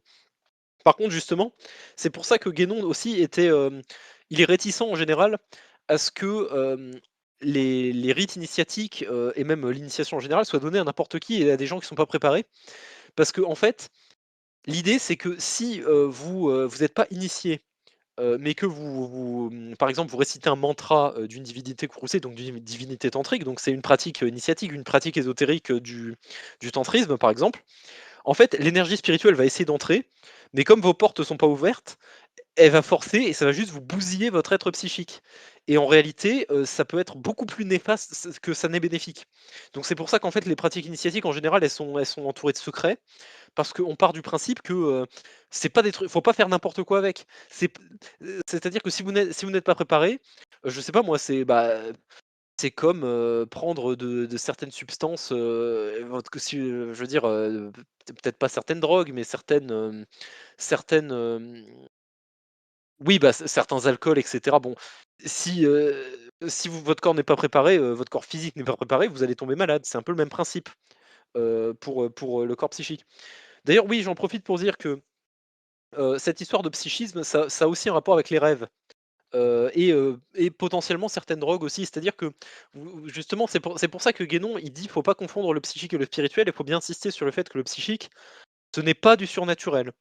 Encore une fois, vous savez, vous avez certaines personnes qui vous disent: «Ah oui, j'ai pris telle drogue, ça m'a fait voir des êtres d'un autre monde, c'est la preuve qu'en gros c'était des anges» ou «C'était Dieu qui me parlait» et cetera. Mais Guénon, il va te dire: «Mais, pas du tout mon ref». Ça alors bon, déjà peut-être que c'est juste ton cerveau qui te fait des tours, parce que comme je vous disais, votre cerveau, c'est dans la théorie traditionnelle, c'est pas quelque chose c'est pas la chose qui produit vos pensées, il reçoit vos pensées et il les traduit, pour que votre corps physique puisse les comprendre, en gros.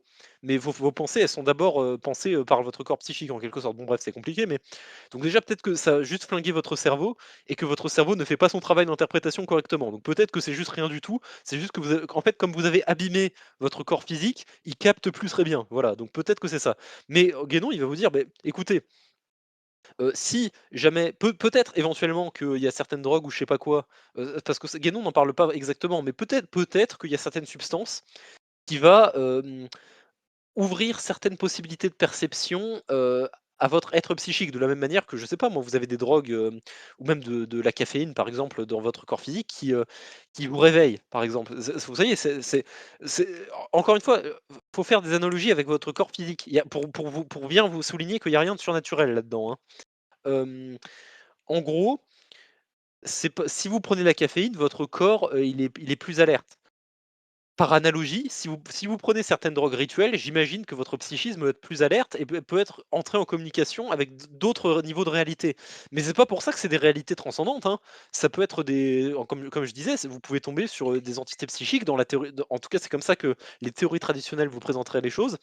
Vous pourriez tout à fait tomber, avec sur des entités qui n'ont, je veux dire, elles sont pas forcément néfastes, mais elles ont rien de particulièrement, transcendante, quoi. Donc c'est pour ça que Guénon, il dit: «Faut faire très attention avec tout ce qui est les visions, les rêves». Les gens qui disent: «Ah oui, Dieu m'a parlé en rêve», c'est pour ça que Guénon, il est pas très, très, fan, des gens qui se basent sur des visions ou encore une fois sur des miracles apparents. Parce que, la réalité n'est pas ce qu'elle paraît, par nos 5 sens. Voilà. Donc voilà. En tout cas, je crois que j'ai à peu près fini, même si j'ai déjà dit ça il y a 30 minutes. Est-ce que ma conférence était claire ou pas? Parce que comme je vous disais, c'est le bazar. Il y a beaucoup de notions qui parfois sont un peu déconnectées les unes des autres. Et chacun des thèmes, que j'ai abordés ce soir pourrait faire l'objet d'une conférence, genre, rien que la notion de Dieu, en tant qu'infini pourrait faire l'objet d'une conférence. Bon là, en fait, là, je vous ai fait une conférence un peu mensongère parce que j'ai passé la moitié de la conférence à parler du psychisme. Mais encore une fois, c'est important dans l'œuvre des Guénon, c'est important dans les théories traditionnelles et c'est quelque chose qui n'est pas connu, contrairement au diptyque corps, esprit. Vous voyez? Que si je vous dis que, vous, en tant que personne religieuse, j'imagine, vous saviez que l'être humain avait un corps physique et avait une étincelle de transcendance, mais en général, de nos jours, on a oublié cette idée qu'il y avait un troisième élément, en général, dans les doctrines traditionnelles.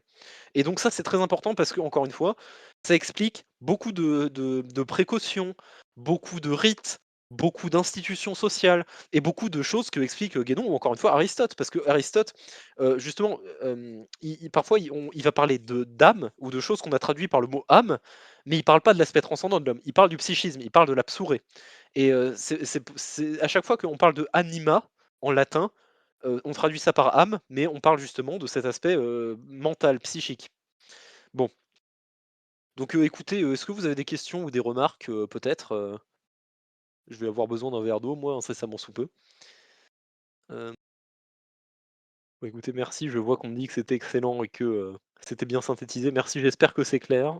Encore une fois, je pense que ma conférence, ce soir est une introduction à un approfondissement. Évidemment, peut-être que si vous relisez un ouvrage de Guénon avec, ce que je vous ai dit, vous parviendrez à comprendre certaines remarques qu'il fait qui autrement sont pas compréhensibles. Mais peut-être encore une fois, de même, si vous lisez, du Aristote un jour, peut-être que vous vous direz, voilà, heu, c'est de ça dont il parle. Donc, il faut voir cette conférence comme une introduction. Bien évidemment, on n'a pas épuisé le sujet. Donc, bien écoutez, je vois que ça me remercie beaucoup. Eh bien, merci à vous d'écouter. Alors Isha dit: «Que penses-tu de la sagesse comme doctrine d'élévation vers le principe? Je peux défendre cette thèse». Alors oui, bah, en réalité, Isha, ce que tu dis, c'est que, bah, Guénon te dit que pour connaître en fait, pour s'élever spirituellement, hem, pour s'élever spirituellement, il faut de la connaissance. Mais c'est pas forcément une connaissance rationnelle. C'est-à-dire qu'au-delà d'un certain point, il faut que tu le vois en quelque sorte avec tes propres yeux. D'ailleurs, il y a un dicton, soufi qui dit que, qu'est-ce que la perfection dans la foi? C'est de croire en Dieu comme si tu le voyais en face de toi. C'est-à-dire que pour vraiment s'élever spirituellement, il faut alors c'est la connaissance, c'est la connaissance qui est le moyen principal et qui est quasiment le seul moyen de connaître le divin. Parce que comme disait Guénon en fait, pour résumer Guénon, l'être humain, c'est Dieu qui s'est oublié et donc il faut se rappeler la fameuse réminiscence platonicienne. Bref, j'en ai parlé dans ma, conférence sur la théorie de l'initiation. Hem Donc, si vous voulez, il faut se rappeler, donc ça veut dire qu'il faut comprendre vraiment à un niveau intuitif, hein, vraiment à un niveau, viscéral, si vous voulez, qu'on est divin. Donc la cohérence, la connaissance théorique aide, Mais c'est un autre type de connaissance, donc de sagesse, qu'il faut acquérir pour arriver vers le divin et donc c'est une connaissance enfin, oui, en fait, il faut entrer en communication directe avec Dieu et c'est à ça, selon Guénon, que sert l'initiation. Mais la connaissance théorique, une bonne connaissance en théologie, ça peut bien t'aider à aller au paradis, en gros, pour résumer. Mais de simples connaissances théologiques ne vont pas t'aider à aller jusqu'au bout du chemin.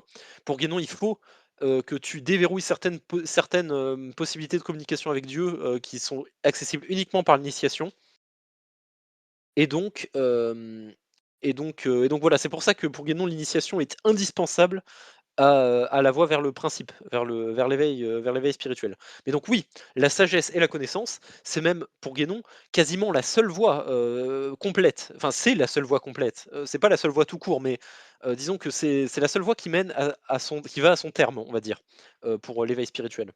Donc oui, oui, oui, bah, évidemment, comme doctrine d'élévation du principe, c'est tout à fait guénonien comme truc.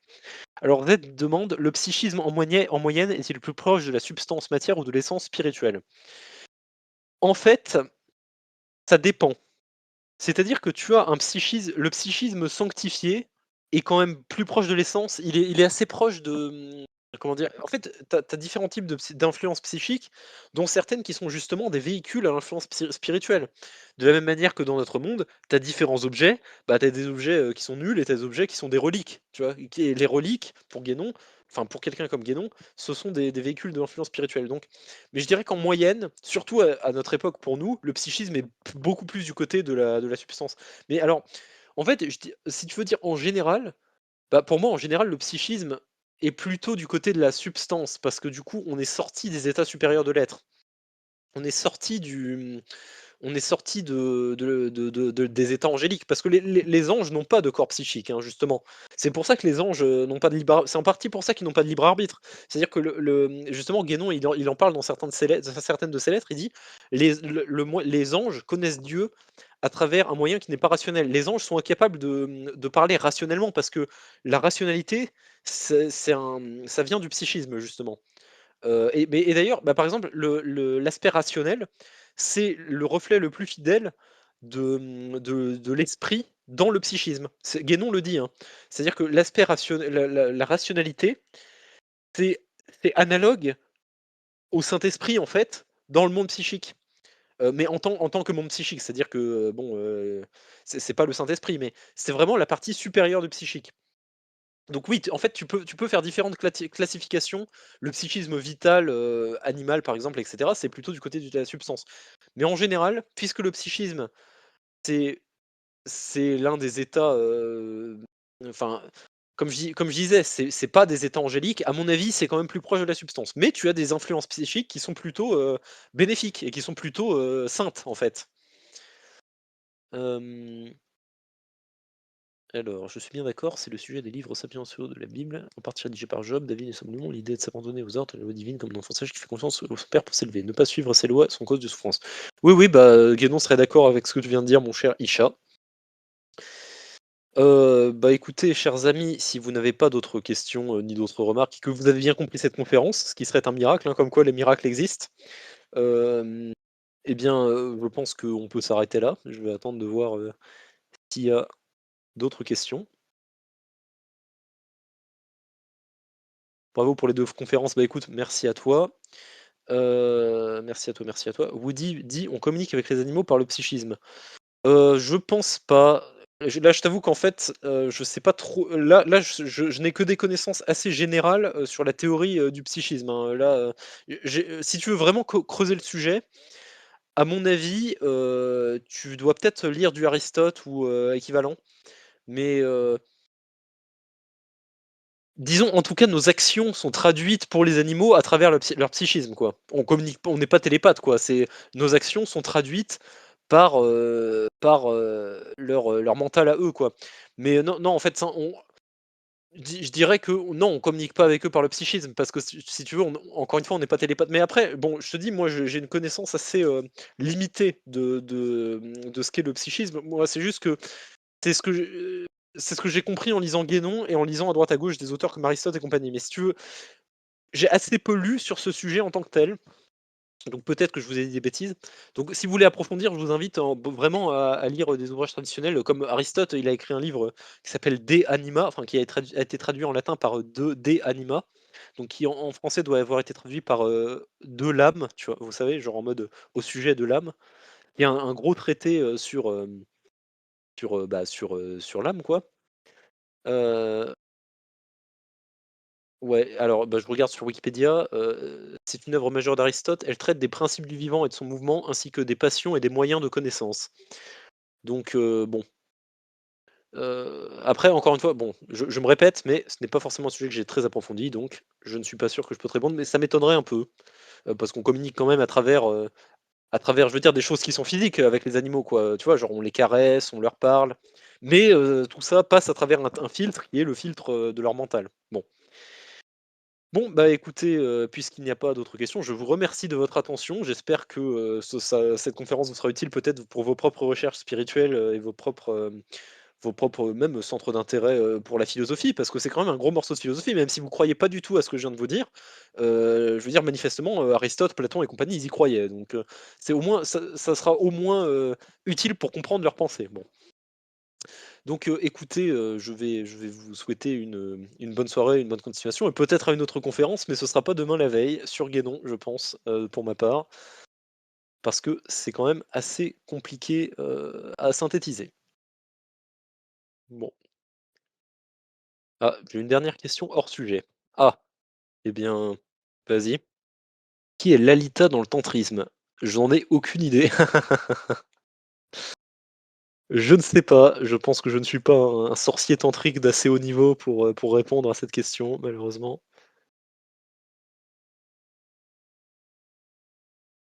Donc Lalita, on peut voir. Lalita, la bien-aimée charmante. Euh, et dans le shaktisme, une manifestation tantrique, palpative, voix divine impressionnante. Ah, euh, ouais, en fait, c'est une manifestation euh, ouais, c'est une manifestation de Shakti, je pense. Ouais, en fait, dans l'hindouisme et dans le tantrisme en général, tu as cette notion qu'il y a Dieu. Enfin, en fait, c'est un peu compliqué. Parce que, en gros, Dieu, c'est le moteur immobile, mais il y a un aspect énergétique, c'est-à-dire qu'il y a le monde s'ordonne autour de lui et comment dire, il y a une espèce d'énergie qui tourne autour de lui et qui diffuse, pas son enseignement, mais c'est la partie active de Dieu, en fait, en quelque sorte. Active, mais dans le sens, pas du non-agir taoïste, parce que, enfin, en fait, tu as 2 manières de comprendre le mot action. Tu as, comment? En fait, bon, là, je vais vous faire un cours de guénonisme. Guénon dit que la véritable action, c'est celle du mec qui agit sans agir. C'est-à-dire qui est le pôle autour duquel, les gens agissent. Qui ordonne le monde, si tu veux. C'est un peu les le les poutres de soutènement, quoi, tu vois? Genre, c'est tout dépend de lui, mais lui-même ne prend pas part à l'activité. Bon, ouais, le barycentre un peu, c'est le moyeu d'une roue, en fait. C'est le moteur immobile, c'est, l'axe autour duquel, s'ordonnent les choses. Donc, heu, Guénon dit que c'est ça la véritable action, c'est l'action non agissante, c'est l'action qui elle-même n'agit pas. Mais bon, en fait, donc si tu veux, dans l'hindouisme, tu as cette idée que Shiva, il a ce type d'action non agissante.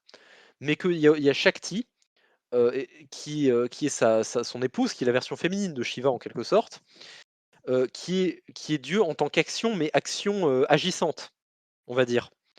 Et donc il y a un peu de ça, en fait. Mais c'est un peu compliqué, je suis pas tout à fait au fait de ces sujets parce que c'est un peu difficile à cerner exactement et surtout à faire, c'est pas difficile à faire rentrer dans un cadre guénonien, mais j'ai pas tout à fait, lu avec assez d'attention les écrits de Guénon qui en parlent. Parce que Guénon mentionne la Shakti des fois, mais il est pas très précis, sur, comment, il faut le concevoir. Mais donc je pense que, vu ce que je vois sur Wikipédia, je pense que Lalita dans le tantrisme est justement cet aspect qui est symbolisé de manière féminine de Dieu, heu qui est l'action divine, en fait, l'action agissante de Dieu. L'action ordonnée, ouais. Alors que Shiva est l'ordonnateur. C'est pour ça que Shiva et comment dire? Est immobile et que, Shakti danse autour de lui. Bon, c'est ouais, c'est l'énergie qui tourne autour de Dieu et qui répand, le la lumière divine, on va dire. Voilà, donc je pense que c'est en tout cas, c'est ce que je peux dire à ce sujet parce que sinon après ça dépasse mes compétences malheureusement. Bon, eh bien écoutez, s'il n'y a pas plus de questions ni de remarques, je vais peut-être, mettre un terme à cette conférence et m'en aller parce que j'ai l'impression que je retiens en otage tout le monde. Tout le monde attend de voir, quand est-ce que je partirai pour pouvoir se déconnecter.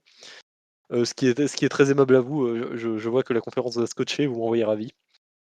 Hem, Bien écoutez, je vais pour au moins la cinquième fois vous souhaiter une bonne soirée et voilà, en espérant que cette conférence vous aura été, profitable et utile. J'espère qu'il y aura la suite. Bah, écoute, on verra, hein. Bah, après, Joachim va gueuler parce que, je monopolise la chaîne pour faire du Guénon posting. Donc sinon on va bientôt l'appeler l'initiative René Guénon, l'initiative RG. Bon, peut-être que je vais laisser, le temps à d'autres personnes, d'en faire une ou enfin de faire d'autres conférences. Et là tout de suite, j'ai pas l'inspi immédiatement, parce qu'on a quand même traité entre Joachim qui a traité de l'autorité spirituelle et temporelle et du règne de la quantité et les signes des temps, et moi qui ai traité de l'initiation et des états multiples de l'être, on a quand même fait une grosse partie des bases théoriques de Guénon, quoi. Ouais, alors stricto sensu qui dit, ouais, «Raccroche ton toi d'abord». Bon allez, cette fois-ci, je vais raccrocher pour de bon, même si je vais lire si vous tapez des trucs dans le chat, je vais lire et peut-être vous répondre par le chat, mais je vais me déconnecter pour de bon. Allez, salut, bonne soirée à vous et merci de votre attention.